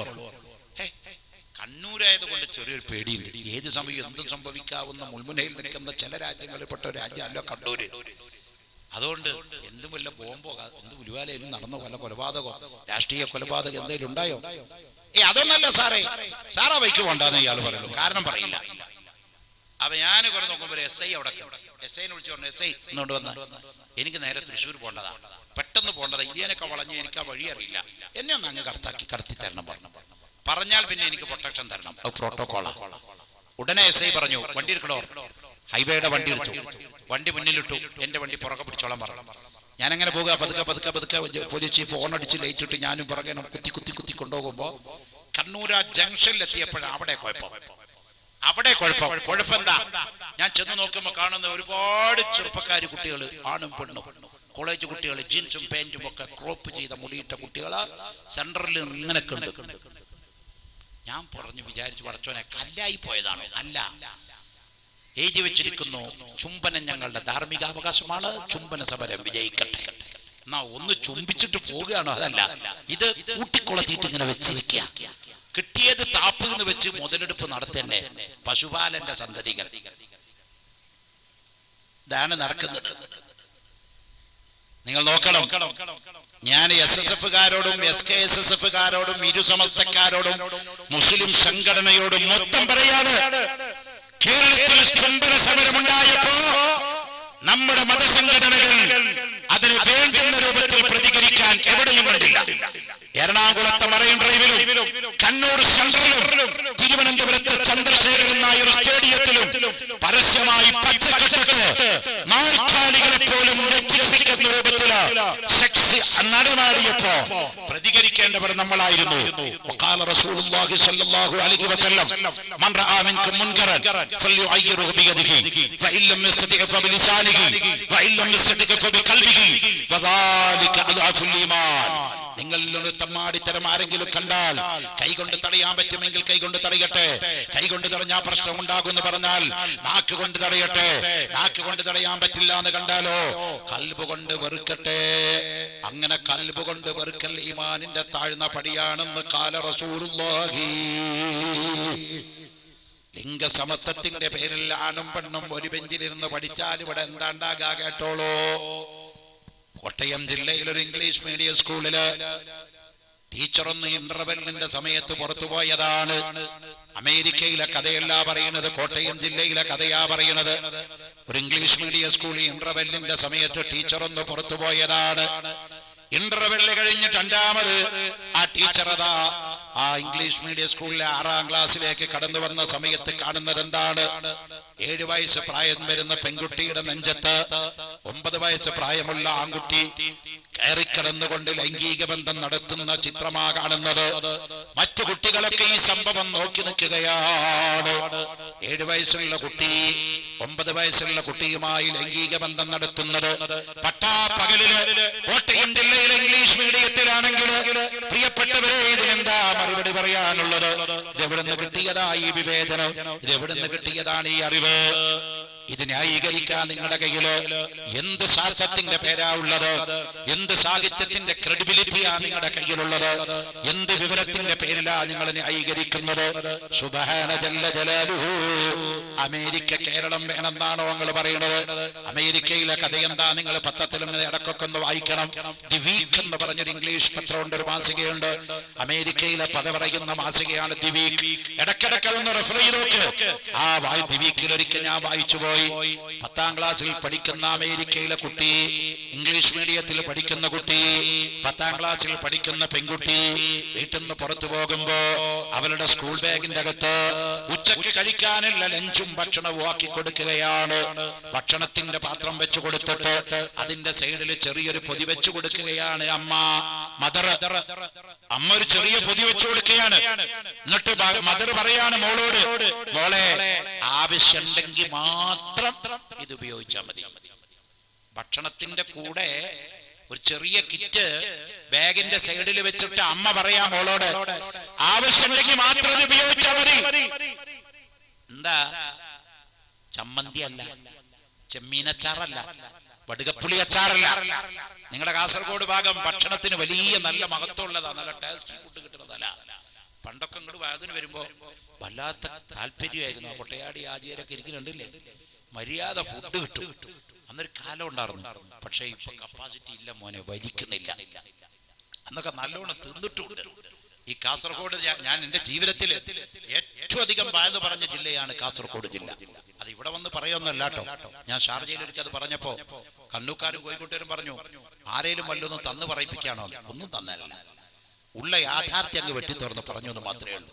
29 കൊല്ലമായി നിങ്ങളിൽ പലരും ജനിക്കുന്നതിന് മുമ്പ് തന്നെ ഞാൻ ഈ കാസർഗോഡ് ജില്ലയിലെ ഓരോ മുക്കിലും മൂലയിലും പ്രസംഗമുണ്ട്.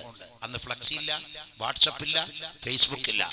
ആകെയുള്ളത് എന്റെ ഒരു കേസറ്റ് ആദ്യമായി ഷാർജയിൽ നിന്ന് ഇറങ്ങുന്നത് 994 അതിന്റെ എത്രയോ കൊല്ലം മുമ്പ് ഞാൻ പ്രസംഗിക്കാൻ തുടങ്ങി.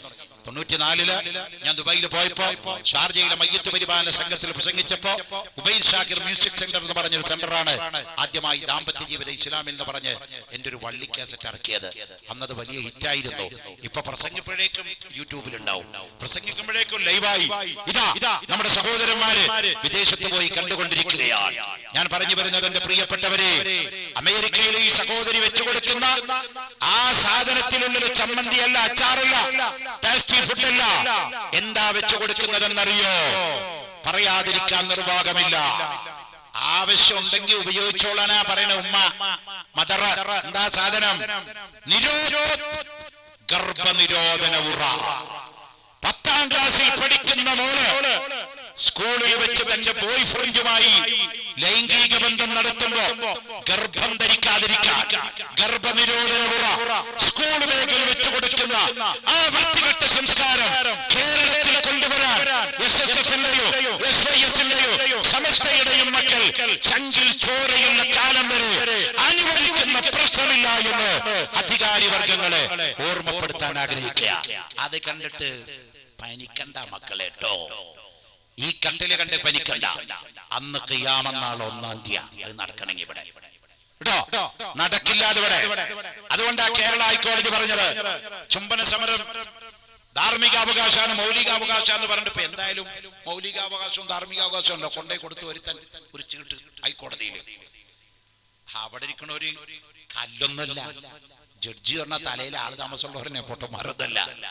വായിച്ചു നോക്കുമ്പോ ജഡ്ജിക്ക് തോന്നി ഞാളെ നമ്മുടെ മകൾ ഇതുപോലെ ഒരുത്തം ഇങ്ങനെ ആക്കിയ സംഗതി വിരുമാലാവും. ഇരിക്കണ കാലത്തെ ചെയ്യുന്നത് ചെയ്യാൻ പറ്റുള്ളൂ. ഉടനെ ജഡ്ജ്മെന്റ് എഴുതി ഇവിടെ നടത്താൻ പറ്റില്ല ഈ പരിപാടി. കേരളത്തിൽ നിരോധിച്ചു. ഇപ്പൊ പശുപാലന്റെ ആൾക്കാരെ പിടിച്ചത് ഇവിടുന്ന കൊച്ചിയില് പെൺവാണിഭ റാക്കറ്റിൽ നിന്ന് ഓൺലൈൻ പെൺവാണിഭത്തിൽ നിന്ന് ഇറങ്ങി വരുന്നു പശുപാലനും രശ്മിയും. കാന്തപുരം ഉസ്താദാണ് ആദ്യമായിട്ട് അതിനെ എതിർത്തത്. അന്ന് കാന്തപുരത്തിന് പിന്തിരിപ്പനാക്കിയവര് പശുപാലനെ രശ്മി അറസ്റ്റ് ചെയ്തപ്പോ ഇപ്പൊ മഞ്ഞക്കുളന്മാരെ വാടിയ പോലെ ആയി. എന്താ വാടിയത്? ചങ്കിൽ മൂള പൊന്തി മുണ്ടാട്ടം മുട്ടിച്ചോർ. ഖാജാ ഹുസൈൻ ഞങ്ങളുടെ കറാമത്താണ്. കള്ളസത്യം ചെയ്യാൻ വേണ്ടി വന്ന ആ വിദ്വാന് ചങ്കിൽ മുള പൊന്തി മുണ്ടാട്ടം മുട്ടിച്ചോർ. അവന്റെ ചങ്കില് അണ്ണാക്കിലൊരു മുഴ കൊടുത്തിട്ട് അവന്റെ ശബ്ദം ഖാജാ ഹുസൈൻ റളിയല്ലാഹു അൻഹു അടച്ചു കളഞ്ഞു കൊടുത്ത കറാമത്ത് കൊണ്ട് ഇപ്പൊ ഒരെണ്ണം ഉണ്ടെന്നില്ല.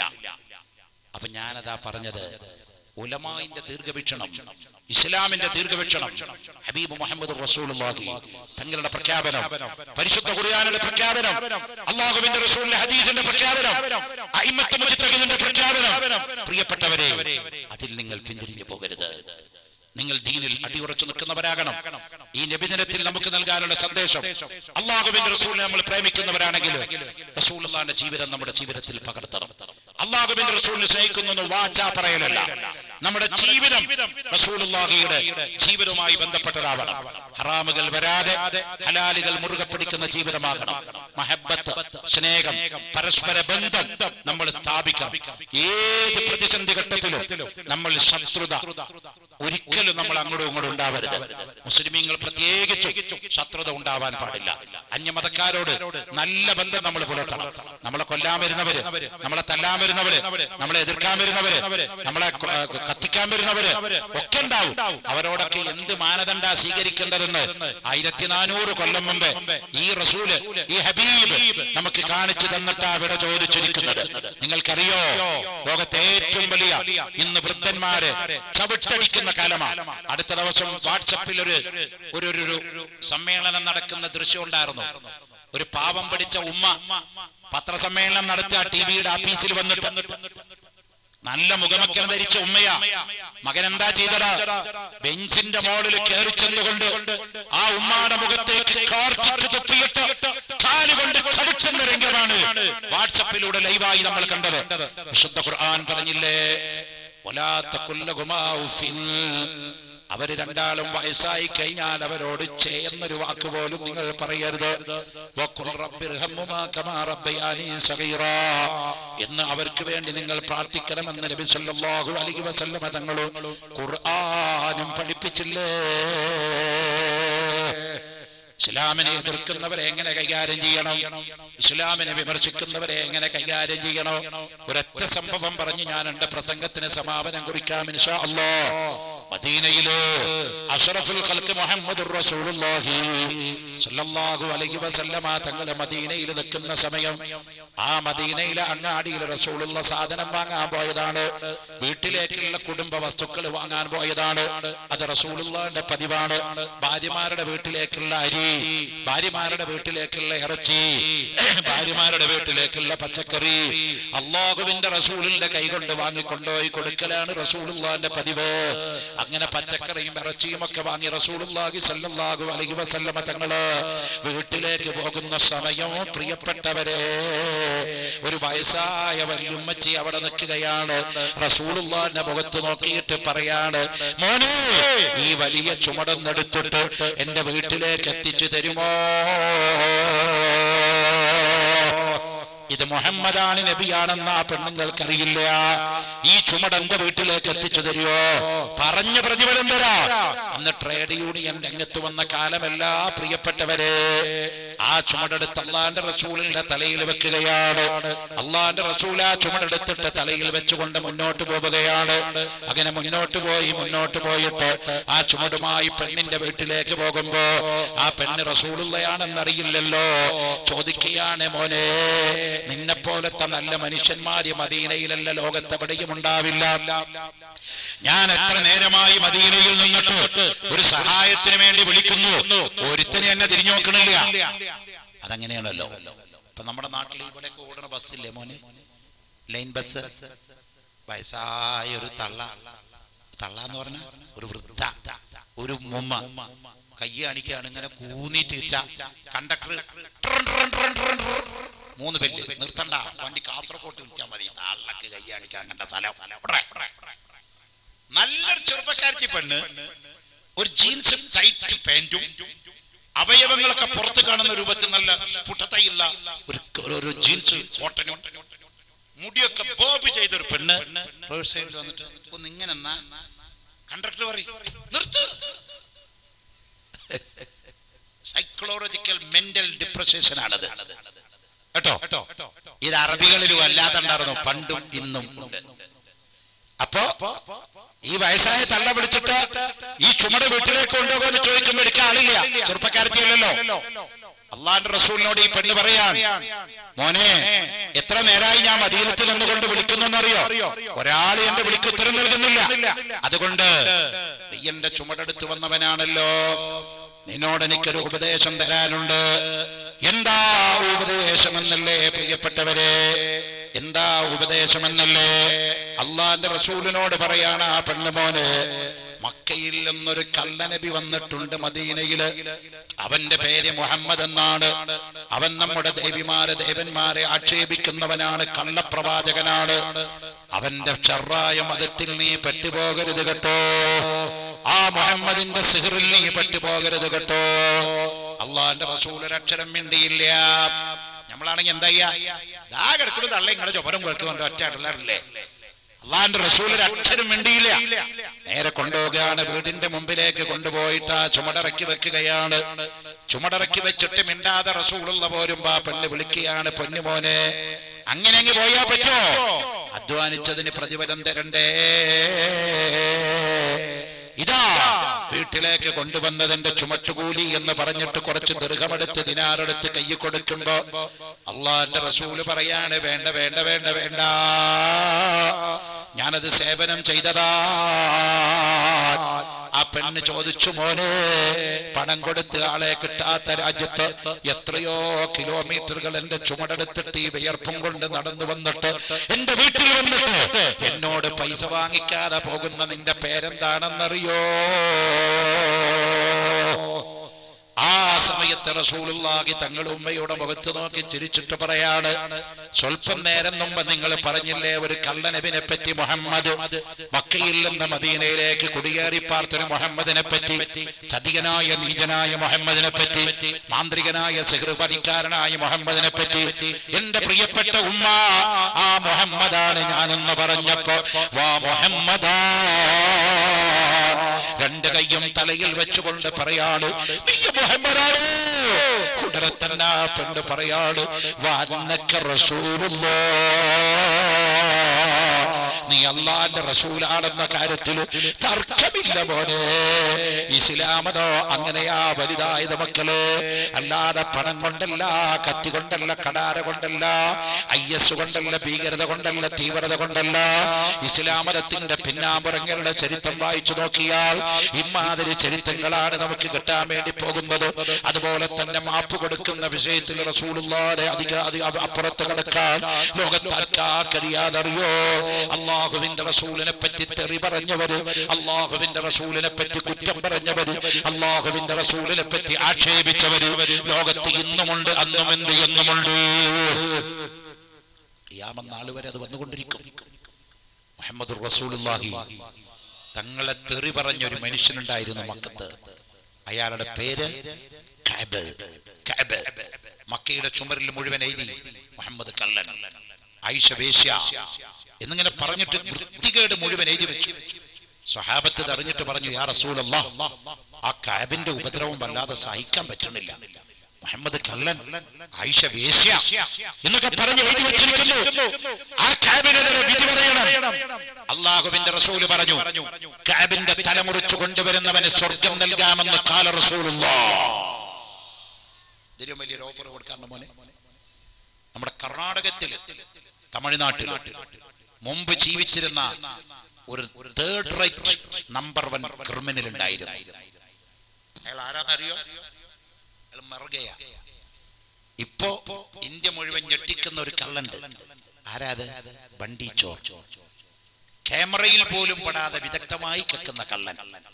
അയാളെ അടുത്ത ദിവസം തൃശ്ശൂർ കോടതിയിൽ ഹാജരാക്കിയ ഒരു കേസിന്, ജാമ്യത്തിന് കോടതിയിൽ ഹാജരാക്കുമ്പോൾ മൂപ്പരുടെ കയ്യിൽ ഇതുപോലൊരു പേപ്പർ ഉണ്ടാകും. മൂപ്പരുടെ വക്കീൽ അവിടെ ഉണ്ട്. വക്കീലിനോട് പറഞ്ഞു, ഇതാ ഞാൻ കള്ളൻ, ഇതിൽ എഴുതിയിട്ടുണ്ട് സെക്ഷനും നിയമവും വകുപ്പും റൂളും ഒക്കെ, ഇതുപോലെ വാദിച്ചാൽ ജാമ്യം കിട്ടും പറഞ്ഞു. കള്ളനാണ് വക്കീലിന് ക്ലാസ് എടുത്ത് കൊടുക്കുന്നത്. ഈ പേപ്പർ കണ്ടു കൊടുത്തു. വക്കീൽ വായിച്ചു നോക്കുമ്പോ criminal act section -- Indian penal കോഡൊക്കെ അതിലുള്ളത്. വക്കീൽ ഇതുമായിട്ട് അപ്പീൽ ചെയ്തു. സുഖമായിട്ട് വണ്ടി ചോറ് തൃശ്ശൂർ കോടതിയിൽ നിന്ന് ജാമ്യത്തിൽ ഇറങ്ങി വന്നു. അതും ഒരു കള്ളൻ. പക്ഷേ ഇന്ത്യ വിറപ്പിച്ച കള്ളനായിരുന്നു. കർണാടകയുടെ വനാന്തരങ്ങളിൽ ഉണ്ടായിരുന്ന മേട്ടൂർ വനത്തെ കാട്ടുകള്ളനായിരുന്ന സാക്ഷാൽ വീരപ്പൻ. നിങ്ങൾ പേര് കേട്ട് കാണും. അയാളെ കൊല്ലാൻ കർണാടക ഗവൺമെന്റ് പറഞ്ഞു, വീരപ്പനെ ജീവനോടെ പിടിച്ചാൽ 2 കോടി. ജയലളിത പിന്നിരിക്കാൻ പറ്റില്ലല്ലോ, അന്നും മുഖ്യമന്ത്രി അവളല്ലേ, പുരട് തെളിവി. 37 പറഞ്ഞാൽ ജീവനോടെയോ കൊല്ലാതെയോ പിടിച്ചുകൊണ്ടുവരുന്നവർക്ക് 3 കോടി. 3 + 2 = 5. വീരപ്പൻ പറഞ്ഞു, എന്നെ കണ്ടിട്ട് പിടിക്കാതിരുന്നവർക്ക് 10 കോടി. ഓഫറിന്റെ മേലെ ഓഫർ. ആരുടെ വീരപ്പേര് എവിടുന്നാ പടാന്താ? ആ കർണാടക കാട്ടിലെ മുഴുവൻ ചന്തരും ഇപ്പുറത്തൊക്കെ തടി മുഴുവൻ വെട്ടി നുറുക്കി കാട് നാടാക്കുന്ന വീരപ്പന് പണത്തിന് ക്ഷാമമില്ലല്ലോ. അപ്പൊ ഓഫറിന്റെ മേലെ ഓഫർ കൊടുക്കാൻ പറ്റും. പക്ഷേ കഅബിന്റെ തല മുറിക്കുന്നവന് സ്വർഗം നൽകാം. ഖാല റസൂലുള്ളാഹ്. റസൂലുള്ള ഒറ്റ ഓഫറിന്റെ മോളില് ഒരു ഓഫർ ലോകത്ത് ആർക്കും ഇടാനൊക്കത്തില്ല. സ്വർഗം കൊടുക്കാനേക്കാ വലിയ ഓഫർ ആർക്കെങ്കിലും കൊടുക്കാൻ പറ്റുമോനെ? കൊടുക്കാൻ പറ്റില്ല. അപ്പൊ നമ്മുടെ നാട്ടിൽ സൂപ്പർ മാർക്കറ്റിലൊക്കെ പല ഓഫർ ഉണ്ട്. യൂസുഫ് അലിക്ക് വെച്ചിട്ടുണ്ട്, അബ്ദുൽ വഹാബ് വെച്ചിട്ടുണ്ട്, അതുപോലെ തന്നെ രവി പിള്ള വെച്ചിട്ടുണ്ട്. അങ്ങനെ വലിയ വലിയ മുതലാളിമാരൊക്കെ ഉണ്ട്. ഇവിടുന്ന് 100 ദിർഹമിന്റെ സാധനം എടുത്താൽ മെർസിഡീസ് ബെൻസ് ഇതായിരിക്കണോ 1.5 കോടി രൂപ സാധനം. എല്ലാരും പോയി ആ 100 കൊണ്ടയിടും. കിട്ടുമെന്നുള്ളത് പിന്നെ നോക്കണം. അത് വേറെ വിഷയം. 100 മെർസിഡീസിന്റെ കായ് കിട്ടിയാലേ ഒരു മെർസിഡീസ് കിട്ടുള്ളൂ. അത് ബിസിനസ് തന്ത്ര. ഓഫറിന്റെ മേലെ ഓഫർ കൊടുക്കാം. പക്ഷെ റസൂലുള്ള കൊടുത്ത ഓഫറിന്റെ മേലെ ഓഫറില്ല. കഅബിന്റെ തല മുറിച്ചു കൊണ്ടുവരുന്നവന് സ്വർഗം നൽകാം. മദീനയിൽ സ്വഹാബത്ത് കയ്യിൽ വാളെടുത്തുകൊണ്ട് പറഞ്ഞു, കഅബിനെ കൊന്നാൽ 2 ഗുണം. 1 റസൂലുള്ളാഹിന്റെ ശത്രുവിനെ കൊന്ന കൂലി, 2 മരിച്ചാൽ സ്വർഗമുണ്ടല്ലോ. സ്വഹാബത്ത് 4 പാടും വാളുമായി കൊണ്ടോടുകയാണ്. എവിടെ? കഅബ്. അവന്റെ തല മുറിക്കണം. വിവരം മക്കയിലുള്ള കഅബിനെത്തി. കഅബിന്റെ അടുത്തെത്തി. കഅബ് മനസ്സിലാക്കി ജീവിച്ചിരുന്നിട്ട് കാര്യമില്ല. എവിടെങ്കിലും വെച്ച് മുഹമ്മദിന്റെ അനുയായികൾ തന്നെ കണ്ടാൽ കൊന്നുകളയോ. ഒരു കുതിരപ്പുറത്ത് കയറി കഅബ് ഒരു പർദ ധരിച്ചു. ആളെ തിരിച്ചറിയാതിരിക്കാൻ പർദ ധരിച്ചു.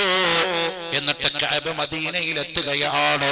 മദീനത്തെ മസ്ജിദുൻ നബവിയുടെ ഉമ്മറത്തെത്തുമ്പോൾ റസൂലുള്ളാഹി സ്വല്ലല്ലാഹു അലൈഹി വസല്ലമ തങ്ങള് സ്വഹാബത്തിന്റെ നടുക്കിരുന്നിട്ട് 4 ഭാഗവും സ്വഹാബത്ത് വളഞ്ഞിരുന്നിട്ട് റസൂലുള്ളാഹിന്റെ പക്കൽ നിന്ന് ഇൽമു പഠിക്കുകയാണ്.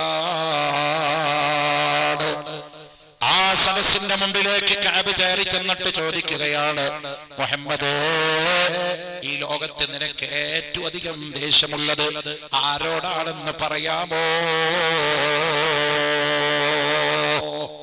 നേരത്തെ ഇവിടെ പ്രസംഗിച്ച ഉസ്താദ് പറയുന്നത് ഞാൻ ഭക്ഷണം കഴിച്ചുകൊണ്ടിരിക്കുമ്പോൾ ശ്രദ്ധിച്ചു. ആ ഉസ്താദിന്റെ പ്രസംഗത്തിൽ പറഞ്ഞൊരു പരാമർശമുണ്ട്. വിശുദ്ധ ഖുർആനില് അള്ളാഹു 25 നബിമാരുടെ പേര് പറഞ്ഞിട്ടുണ്ട്.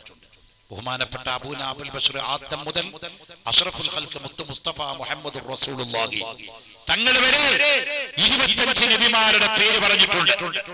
എല്ലാ നബിമാരെയും അല്ലാഹ് വിളിച്ചത് എങ്ങനെ? യാ ആദം ഉസ്കുൻ അന്ത വസൗജുകൽ ജന്ന. ആദമേ, ആദമേ, നീയും നിന്റെ ഭാര്യയും സ്വർഗ്ഗത്തിൽ സുഖമായി താമസിക്കുക. വലാ തഖറബാ ഹാദിഹി ഷജറ ഫതകൂനാ മിനൽ ളാലിമീൻ. ഈ വൃക്ഷത്തിലേക്ക് മാത്രം അടുക്കരുത്.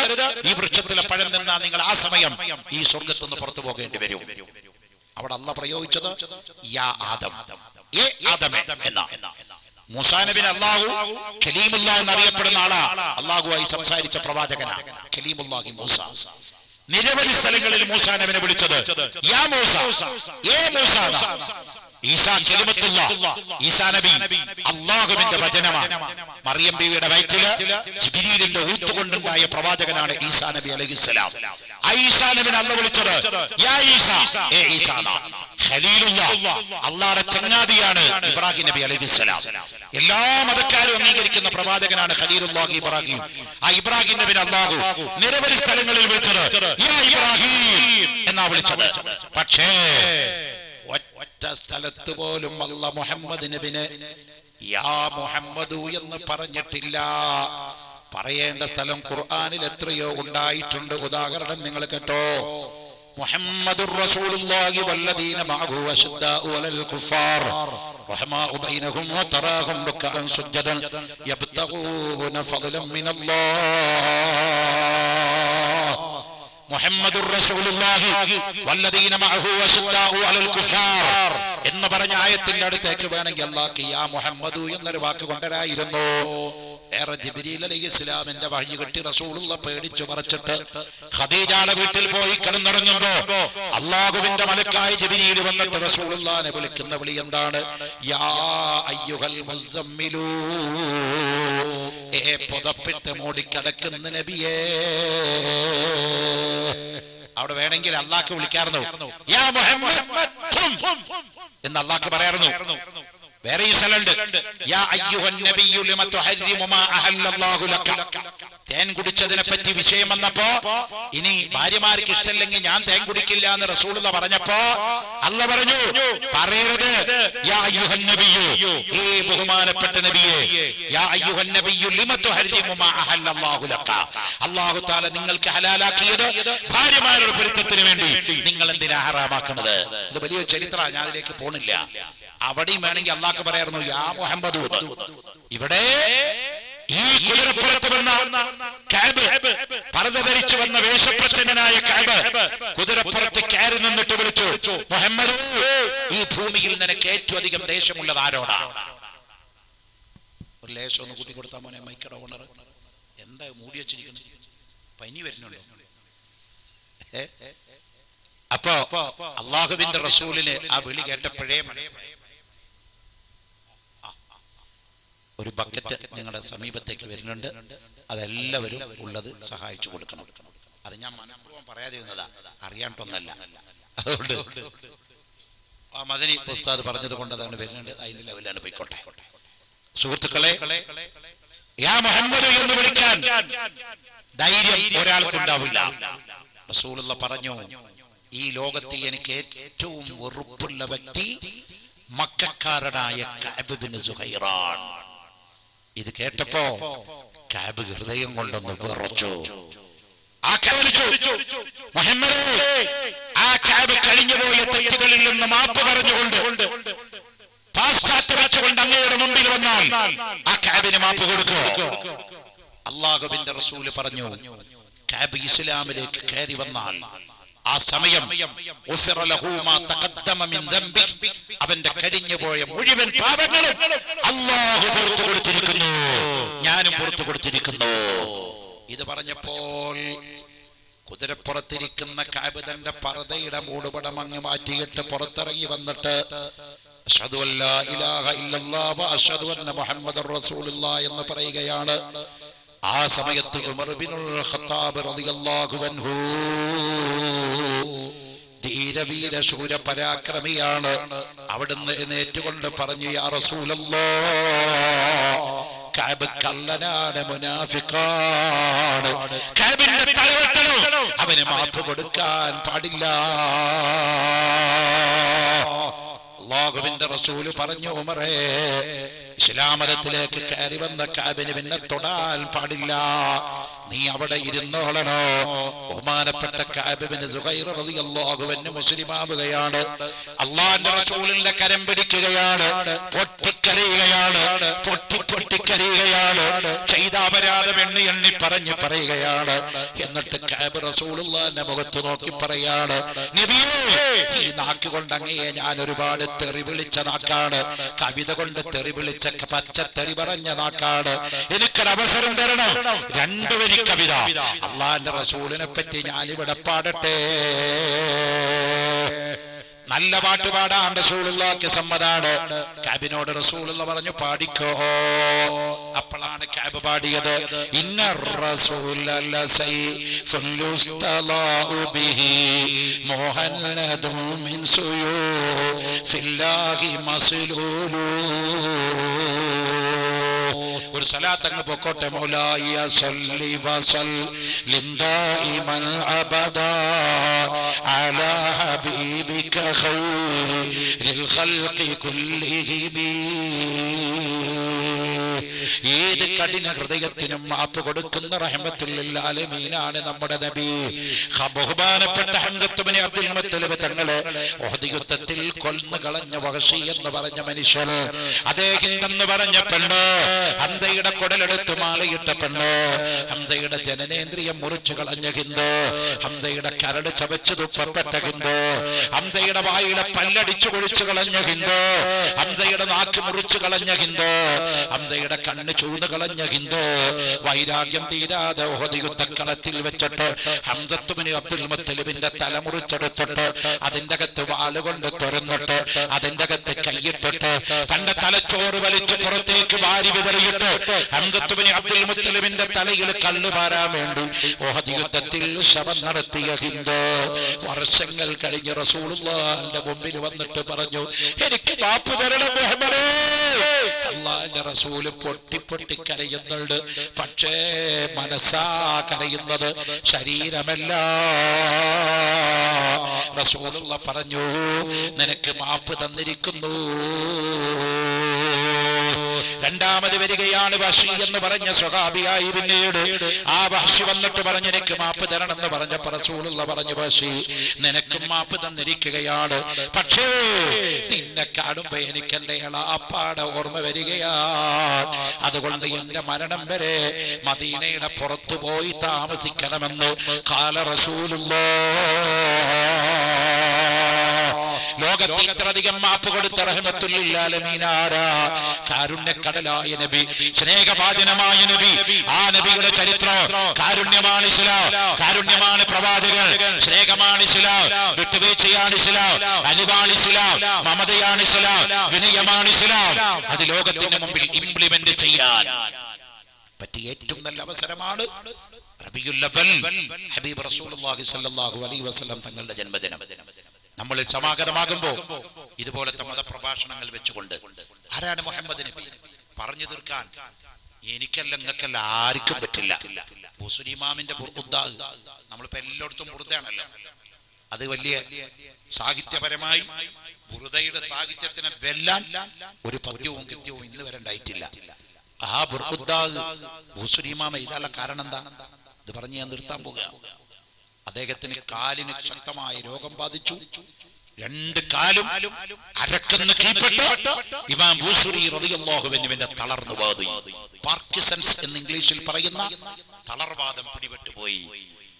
ബഹുമാനപ്പെട്ട ബൂസുരി ഇമാം നേർച്ച നെയ്യത്താക്കി, പടച്ചവനെ ഞാൻ ഈ രോഗത്തിൽ നിന്ന് മുക്തമായാൽ ഞാൻ റസൂലുള്ളാഹിന്റെ പേരിൽ ഒരു മദ്ഹ് എഴുതിക്കോളാം.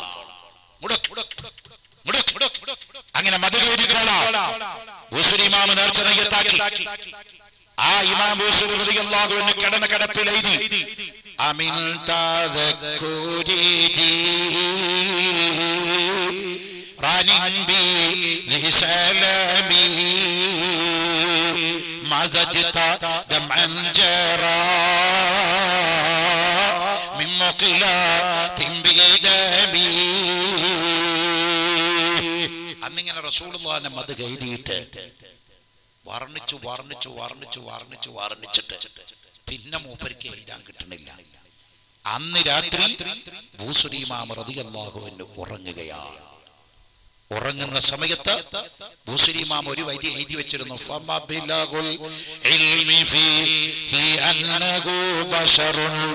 ഈ ഒരു വരി അവിടെ എഴുതി വെച്ചിരുന്നു. മുഹമ്മദുർ റസൂലുള്ളാഹി സ്വല്ലല്ലാഹു അലൈഹി വസല്ലം തങ്ങളെ മനസ്സിലാക്കാനുള്ള പരിധി അന്നഹു ബശറുൻ, മുഹമ്മദ് നബി ഒരു മനുഷ്യനാണ്. അതിന്റെ അപ്പുറത്ത് പിന്നെ എന്താ ഇതുണ്ട്? കേവലം മനുഷ്യനാണോ? സാധാരണ മനുഷ്യനാണോ? അസാധാരണ എന്ന് പറഞ്ഞാൽ മാത്രം മതിയോ? അമ്പിയാക്കൾക്ക് പലരുള്ള കഴിവുണ്ടല്ലോ, അതുപോലെയാണ് റസൂലുള്ളാഹ്. എന്താ ഇതുണ്ട് എന്ന് അറിയാതെ മൂപ്പർക്ക് ഉറക്കം വന്ന് കിടന്നുറങ്ങി. ആ ഉറങ്ങുന്ന സമയത്ത് സ്വപ്നത്തിൽ അഷ്റഫുൽ ഖൽഖ് നബി മുഹമ്മദുർ റസൂലുള്ളാഹി തങ്ങൾ ഇറങ്ങി വന്നിട്ട് ബൂസുരി ഇമാമിനോട് പറഞ്ഞു കൊടുത്തു, മോനെ ആ ബരിയുടെ ബാക്കി എഴുതിക്കോ. വഅന്നഹു ഖൈറു ഖൽഖില്ലാഹി കുല്ലിഹിം. അത് റസൂലുള്ളാഹ് പറഞ്ഞു കൊടുത്ത വാക്കാണ്. ബുർദ ബൈത്തിൽ ആ വാക്ക് ബൂസുരി ഇമാം എഴുതി വെക്കുകയാണ്. വഅന്നഹു ഖൈറു ഖൽഖില്ലാഹി കുല്ലിഹിം. ആ ഹബീബിന്റെ ജീവിതത്തിൽ ഒരു വട്ടം സ്വപ്നം കാണാൻ പാവപ്പെട്ട നമുക്ക് അല്ലാഹു തൗഫീഖ് തരട്ടെ. സത്യവിശ്വാസികളെ, നമ്മുടെ ജീവിതത്തിൽ ഒരൊറ്റ ഗ്യാരണ്ടിയേ ഉള്ളൂ, മരിക്കുമ്പോ സ്വർഗം കിട്ടുമെന്ന് പറയാൻ. നിസ്കരിച്ചത് കൊണ്ട് സ്വർഗം കിട്ടിക്കോളണമെന്നില്ല, ഹജ്ജ് ചെയ്തത് കൊണ്ട് കിട്ടിക്കോളണമെന്നില്ല, സദഖ ചെയ്തത് കൊണ്ട് കിട്ടിക്കോളണമെന്നില്ല. സ്വർഗത്തിലേക്ക് കിട്ടാൻ ഈ ദുനിയാവെന്ന് പോകുമ്പോ ഒരു ഗ്യാരണ്ടിയേ ഉള്ളൂ. ജീവിതത്തിൽ മുസ്ലിമത്തായ നിങ്ങൾ ആരെങ്കിലും ഹബീബ് റസൂലുള്ളാഹിനെ സ്വപ്നം കാണാൻ കഴിഞ്ഞവരുണ്ടോ? അയാൾ മരിക്കുമ്പോ മുസ്ലിമായിട്ടല്ലാതെ മരിക്കില്ല, സ്വർഗത്തിലല്ലാതെ കടക്കില്ല. അതിനുള്ള ഭാഗ്യം അല്ലാഹു നമുക്ക് എല്ലാവർക്കും തരട്ടെ. അത് തരാൻ ഒരു സമ്മാനം ഞാൻ നിങ്ങൾക്ക് തരാൻ പോകാം. ഈ ലോകത്ത് ഒരു മൊയ്ലിയാർക്കും ഒരു തങ്ങൾക്കും ഒരു ആലിമിനും ഒരു വലിയനും പറയാൻ പറ്റില്ല നീ മരിക്കുമ്പോൾ മുസ്ലിമായിട്ടേ മരിക്കുമെന്ന് ഗ്യാരണ്ടി പറയാൻ പറ്റില്ല. കാരണം റാബിയത്തുൽ അദവിയ്യ റളിയല്ലാഹു അൻഹ ഭർത്താവ് മരിച്ചിട്ട് വിഷമത്തിലിരിക്കുകയാണ്. ആ സമയത്ത് ലോക പ്രശസ്ത പണ്ഡിതനായ ഹസൻ ബസരി റളിയല്ലാഹു അൻഹുവിന്റെ ഒരു ആഗ്രഹം, റാബിയത്തുൽ അദവിയ്യനെ കല്യാണം കഴിക്കണം. മോനെ പെണ്ണ് കെട്ടുമ്പോ സാലിഹത്തായ പെണ്ണ് കെട്ടണം. ഏതെങ്കിലും പെണ്ണുങ്ങളെ ഞാൻ കുറ്റം പറയല്ല കേട്ടോ, പറയാ മൊയ്ലിയാർ ഞങ്ങളെ കുറ്റം പറഞ്ഞു എന്ന് പറയല്ലേ. എല്ലാവരും നല്ലതുണ്ട് വടക്കുണ്ട്. പെണ്ണിലൊരു പെണ്ണ് കാരണം ഇപ്പണ്ടായ പുലിവാലിങ്ങൾ കണ്ടില്ലേ? ഒരു സീഡിരിക്കാൻ വേണ്ടി കോയമ്പത്തൂർക്ക് പോയ പോക്ക് ഒരൊറ്റ പെണ്ണാണ്. പെണ്ണൊരുമ്പെട്ട എന്താണ്ടാവുക ഇപ്പൊ നിങ്ങൾ കണ്ടുകൊണ്ടിരിക്കുകയല്ലേ? ഒരു പെണ്ണുകൊണ്ട് ആകെ മുസീബത്ത് സുബ്ഹാന ജല്ല ജലാലുഹു. അതുകൊണ്ടാണ് റസൂലുള്ളാഹി പറഞ്ഞത് അദ്ദുനിയാ മതാ, ദുനിയാവാണ് ഏറ്റവും നല്ല ചരക്ക്. വഖൈറു മതാഇ ദുനിയ, ദുനിയാവിന്റെ ചരക്കിൽ വെച്ച് ഏറ്റവും നല്ല ചരക്ക് അൽ മർഅത്തു സാലിഹ, സാലിഹത്തായ പെണ്ണാണെന്ന് ഖാല റസൂലുള്ളാഹി. ഇതിലും വലിയ പ്രിവിലേജ് ഇനി കൊടുക്കാണ്ടോ? ദുനിയാവിന്റെ ചരക്കിൽ വെച്ച് ഏറ്റവും നല്ല ചരക്ക് സ്വർണ്ണല്ല, വൈഡൂര്യല്ല, രക്തമല്ല, മരതകല്ല, ഗോമേതകല്ല, മറ്റല്ല, മറിച്ചതല്ല, ഒന്നുമല്ല, നല്ല പെണ്ണാണെന്ന് ഖാല റസൂലുള്ളാഹി. അൽ മർഅത്തു സാലിഹ, റാബിയത്തുൽ അദവിയ്യ സാലിഹത്തായ പെണ്ണ, നല്ല തഹജ്ജുദ് നിസ്കരിക്കുന്ന, ഇബാദത്ത് എടുക്കുന്ന, നോമ്പ് നോക്കുന്ന, നിസ്കരിക്കുന്ന, ഗീബത്ത് പറയാത്ത, ഫസാദ് പറയാത്ത, നമീമത്ത് പറയാത്ത വലിയത്താണ് റാബിയത്തുൽ അദവിയ്യ. ഹസൻ ബസരിക്ക് അറിയാം, ഭർത്താവ് മരിച്ചു കിടക്കുക. ഹസൻ ബസരി നേരിട്ട് ചെന്നു റാബിയത്തുൽ അദവിയ്യയുടെ മറയുടെ അപ്പുറത്ത് നിന്നിട്ട് ചോദിച്ചു, എനിക്ക് മനസ്സിൽ വല്ലാത്തൊരു പൂതിയുണ്ട്. എന്താ പൂതി? നിങ്ങളെ കല്യാണം കഴിക്കണം. നിങ്ങൾക്ക് സമ്മതാണെങ്കിൽ ഹലാലായ മാർഗത്തിലൂടെ നമുക്ക് വിവാഹം കഴിക്കാം. റാബിയത്തുൽ അദവിയ്യ പറഞ്ഞു, എനിക്ക് സമ്മത, പക്ഷേ ഞാൻ ചോദിക്കുന്ന ചില ചോദ്യങ്ങൾക്ക് നിങ്ങൾ ഉത്തരം പറഞ്ഞാൽ മതി. ഹസൻ ബസരി എന്ന് പറഞ്ഞ ആരാ? പടച്ചറബ്, വലിയ പണ്ഡിതൻ, അക്കാലഘട്ടത്തിലെ ഏറ്റവും വലിയ പണ്ഡിതൻ. ഹസൻ ബസരിക്ക് കിട്ടാത്ത ചോദ്യമുണ്ടോ, ഉത്തരമുണ്ടോ? ഹസൻ ബസരി റളിയല്ലാഹു അൻഹു പറഞ്ഞുതരാലോ. എന്താ ചോദിക്കുന്നു പറഞ്ഞു. റാബിയത്തുൽ അദവിയ്യ റളിയല്ലാഹു അൻഹു പറഞ്ഞു, ഈ ലോകത്തിൽ നിന്ന് ഞാൻ മരിക്കുന്ന സമയത്ത് ലാ ഇലാഹ ഇല്ലല്ലാഹ് ചൊല്ലിയിട്ടാണോ ചൊല്ലാതെയാണോ മരിക്കുക? ആ സമയത്ത് റാബിയത്തുൽ അദവിയ്യയോട് ഹസൻ ബസരി പറഞ്ഞു, പെണ്ണെ, അത് അല്ലാഹുക്ക് മാത്രം അറിയുന്ന കാര്യമാണ്, വേറെ വല്ലതും ചോദിക്ക്. റാബിയത്തുൽ അദവിയ്യ പറഞ്ഞു, എന്നാൽ മാലി ഹാദൽ കിതാബി ലാ യുഗാദിറു സഗീറത്തൻ വലാ കബീറത്തൻ ഇല്ലാ അഹ്സാഹാ. നന്മ തിന്മകൾ എഴുതപ്പെട്ട കിതാബുകൾ വലത്തെ കയ്യിലും ഇടത്തെ കയ്യിലും നൽകപ്പെടുന്ന മഹ്ശറയില് സുബ്ഹാനല്ലാഹ്, എന്റെ വലത്തെ കയ്യിലാണോ കിതാബ് കിട്ടുക, എന്റെ ഇടത്തെ കയ്യിലാണോ കിതാബ് കിട്ടുക, നിങ്ങൾക്ക് പറയാൻ പറ്റുമോ? ഹസൻ ബസരി പറഞ്ഞു, വന്നേ, അത് കുഴങ്ങുന്ന ചോദ്യമാണ്, അത് മറഞ്ഞ കാര്യമാണ്. റാബിയത്തുൽ അദവിയ്യ പറഞ്ഞു, എന്നാ മൂന്നാമത്തത് പിടിച്ചോ. ഫരീഖുൻ ഫിൽ ജന്നതി വ ഫരീഖുൻ ഫിസ് സഈർ, ഒരു കൂട്ടർ സ്വർഗത്തിലേക്കും മറ്റേ കൂട്ടർ നരകത്തിലേക്കും എന്ന് പറഞ്ഞിട്ട് മഹ്ശറയിൽ വെച്ച് രണ്ട് ഗ്രൂപ്പിൽ തിരിക്കുന്ന, ഞാൻ സ്വർഗത്തിലേക്കുള്ള പാർട്ടിയിലാണോ അതോ നരകത്തിലേക്കുള്ള പാർട്ടിയിലാണോ? ഹസൻ ബസരി തങ്ങൾ പറഞ്ഞു, പെണ്ണ്, അത് മറഞ്ഞ കാര്യമാണ് കേട്ടോ. റാബിയത്തുൽ അദവിയ്യ പറഞ്ഞു, ഇതിനുത്തരം പറയുന്നവന് മാത്രമേ എന്റെ ഭർത്താവായിരിക്കാൻ യോഗ്യതയുള്ളൂ. ഹസൻ ബസരിക്ക് കാര്യം മനസ്സിലായി തിരിച്ചു പോന്ന സംഭവമുണ്ട്. അല്ലാഹു ആ മഹദിമാരോടുകൂടെ നമ്മുടെ ഉമ്മമാരെയും അത്തരം മഹാന്മാരോടുകൂടെ പാവപ്പെട്ട നമ്മളെയും സ്വർഗത്തിൽ ഒരുമിപ്പിക്കട്ടെ. അതിനുള്ള ഏകമാർഗം എന്താണ്? ഈ ലോകത്ത് മരണപ്പെടുന്നതിന്റെ മുമ്പ് ഹബീബ് മുഹമ്മദുർ റസൂലുള്ളാഹി തങ്ങളെ ഒരു സത്യവിശ്വാസി സ്വപ്നത്തിൽ കണ്ടാൽ അവൻ ഈമാനോടുകൂടെയല്ലാതെ മുസ്ലിമായിട്ടല്ലാതെ മരിക്കില്ല. അവൻ റസൂലുള്ളാഹിന്റെ കൂടെ സ്വർഗത്തിലാ, ഉറപ്പാ. അതിന് ഈ ലോകത്തുനിന്ന് റസൂലുള്ളാഹിന്റെ സ്വപ്നം കാണണം, ആ കാറ്റഗറിയിൽ പെടണം. അതിന് നിങ്ങൾക്കൊരു സമ്മാനം അങ്ങ് തരാം. ആ സമ്മാനം ഏറ്റുവാങ്ങി ഒരു ദുആയോടുകൂടെ നമ്മുടെ വഅദ് ഇവിടെ സമാപിക്കും. അത് ഏറ്റുവാങ്ങാൻ സദസ്സിലിരിക്കുന്ന എല്ലാ പുരുഷന്മാരും ഒന്ന് എഴുന്നേറ്റ് നിൽക്കണം. പുരുഷന്മാരൊക്കെ ഒന്ന് എഴുന്നേറ്റ് നിൽക്കണം. സ്ത്രീകൾ എവിടെങ്കിലും ഉണ്ടെങ്കിൽ അവരാരും എഴുന്നേൽക്കണ്ട. റോഡിലും സൈഡിലും തെരുവിലും നമ്മുടെ പ്രഭാഷണം കേൾക്കാൻ വേണ്ടി വന്നു നിൽക്കുന്ന എല്ലാ അഹ്ലുസ് സുന്നത്തി വൽ ജമാഅത്തിന്റെ ആളുകളും ഗ്രൂപ്പ് രാഷ്ട്രീയ ചേരി വ്യത്യാസമില്ലാതെ ഈ മജ്ലിസിലേക്ക് കയറി വരണം. എല്ലാവരെയും ഹബീബ് റസൂലുള്ളാഹി സ്വല്ലല്ലാഹു അലൈഹി വസല്ലം തങ്ങളുടെ പേരിൽ ഈ മജ്ലിസിലേക്ക് സ്വാഗതം ചെയ്യുകയാണ്, ക്ഷണിക്കുകയാണ്, ദീനിനു വേണ്ടി അഭ്യർത്ഥിക്കുകയാണ്. ഈ അഭ്യർത്ഥന ഗ്രൂപ്പ് രാഷ്ട്രീയ ചേരി തിരിവില്ലാതെ എല്ലാവരും സ്വീകരിച്ചുകൊണ്ട് ഈ മജ്ലിസിലേക്ക് കയറി വരണമെന്ന് എന്റെ പ്രിയപ്പെട്ടവരെ ഞാൻ അഭ്യർത്ഥിക്കുകയാണ്. മോനെ അവിടെ നിന്നാൽ മതി, വേറെ ഒന്നും ഇപ്പൊ ചെയ്യണ്ട. ആ നിൽക്കുന്നവിടത്ത് അവിടെ നിന്നാൽ മതി. പ്രിയപ്പെട്ടവരെ, ഞാനൊരു ഉപകാരം നിങ്ങൾക്ക് കൊണ്ടുവന്നിട്ടുണ്ട്. അതെന്താണെന്നറിയോ? അല്ലാഹുവിന്റെ റസൂലിന് സ്വപ്നം കാണാൻ ഒറ്റ മാർഗമേ ഉള്ളൂ. ഹബീബിനോട് അടുക്കുക. ഹബീബിനോട് അടുക്കാൻ ഒറ്റ മാർഗമേ ഉള്ളൂ. ഹബീബിന്റെ സ്വലാത്ത് ദായിമാക്കുക. സ്വലാത്തിന്റെ രാജാവിന്റെ രാജാവാണ് സ്വലാത്തുൽ താജ്. അത് ഞാനിവിടെ ചൊല്ലും. അതിന്റെ ഒരു കോപ്പി, പരിമിതമായ സാധനം എന്റെ ഒരു മുത്തഅല്ലിമിന്റെ പക്കൽ ഞാൻ കൊണ്ടുവന്നിട്ടുണ്ട്. ഇത്രയും ആളുകളെ പ്രതീക്ഷിച്ച് ഞാൻ കൊണ്ടുവന്നിട്ടില്ല. കുറച്ചേ എന്റെ കയ്യിലുള്ളൂ. അത് ഉള്ളവർക്ക് തരും. അതിന് കുട്ടി ഇതിന്റെ ഇടയിൽ ഒരു കോപ്പി നിങ്ങളുടെ കയ്യില് പുരുഷന്മാരുടെ ഭാഗത്തേക്കൊക്കെ കൊണ്ടുവന്ന് തരും. നിങ്ങളത് കൈപ്പറ്റണം. അതിന് പ്രത്യേക സംഖ്യയില്ല.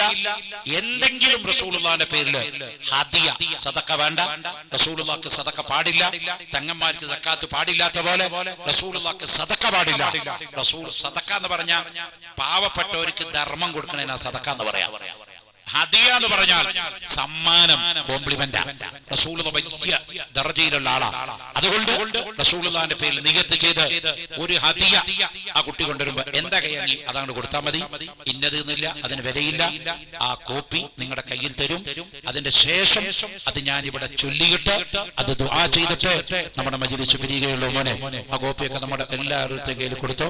ഉള്ളത് എന്തെങ്കിലും ഹദിയ ഉള്ളവര് എന്തായാലും ഉണ്ടല്ല, എത്രയായാലും അല്ല, ചെറുതായാലും മതിയാവില്ല, ആ കുട്ടിയുടെ കൈവശം കൊടുക്കണം.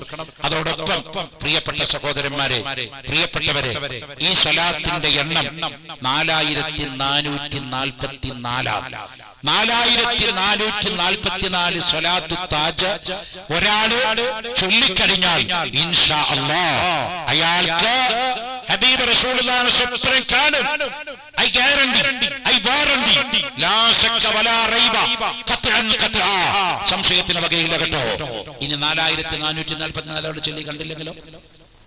റസൂലുള്ളാഹിന്റെ കുഴപ്പമില്ല, നമ്മുടെ ഖൽബ് ശരിയായിട്ടില്ല.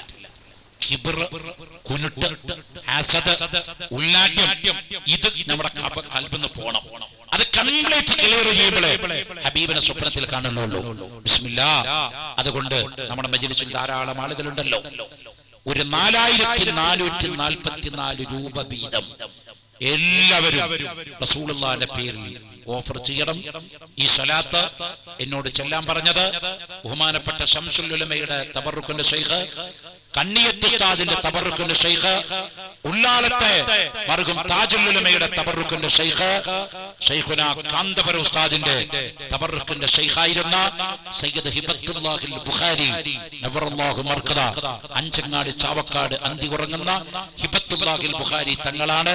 കഴിഞ്ഞ 28 കൊല്ലമായി ഇടതടവില്ലാതെ, മുറിയാതെ, മുൻകത്തി ആകാതെ ഈ സലാത്ത് ഞാൻ ചൊല്ലുകയും ചെല്ലാൻ വേണ്ടി പ്രേരിപ്പിക്കുകയും ചെയ്യുകയാണ്. അതുകൊണ്ട് 4444 സലാത്തു താജ് ഒരാൾ ചൊല്ലുമ്പോ അയാൾ റസൂലുള്ളാഹിനെ സ്വപ്നം കാണുന്ന മഹാൻ പഠിപ്പിച്ചിട്ടുണ്ട്. എന്നിട്ട് പറഞ്ഞു, ഖാദിരിയ തരീഖത്തിന് ചില ആളുകൾ എഴുതി വെച്ചു, ഒരാൾക്ക് സലാത്തു താജ് ചെല്ലാൻ കിട്ടില്ല, അല്ലെങ്കിൽ വായിച്ചാ പഠിക്കുന്നില്ല, അയാൾക്ക് ചെല്ലാൻ വിഷമായി, ചെല്ലിട്ട് കാണുന്നില്ല. എന്നാൽ ഒരു 4444 രൂപ ഹബീബ് റസൂലുള്ളാഹിന്റെ പേരിൽ നിയത്ത് ചെയ്ത് അയാൾ ഹദിയ ചെയ്താൽ അയാൾ റസൂലുള്ളാഹിനെ സ്വപ്നത്തിൽ കാണും, ഉറപ്പാ. നമ്മുടെ ഹയാത്തുൽ ഇസ്ലാം മദ്രസയുടെ ആഭിമുഖ്യത്തിൽ നടത്തുന്ന ഈ പരിപാടിയുടെ വിജയത്തിന് വേണ്ടി ഹബീബ് റസൂലുള്ളാഹിന്റെ പേരിൽ നിയത്ത് ചെയ്ത് ഒരു 4444 സ്വലാത്തു താജിന്റെ എണ്ണം കണ്ട്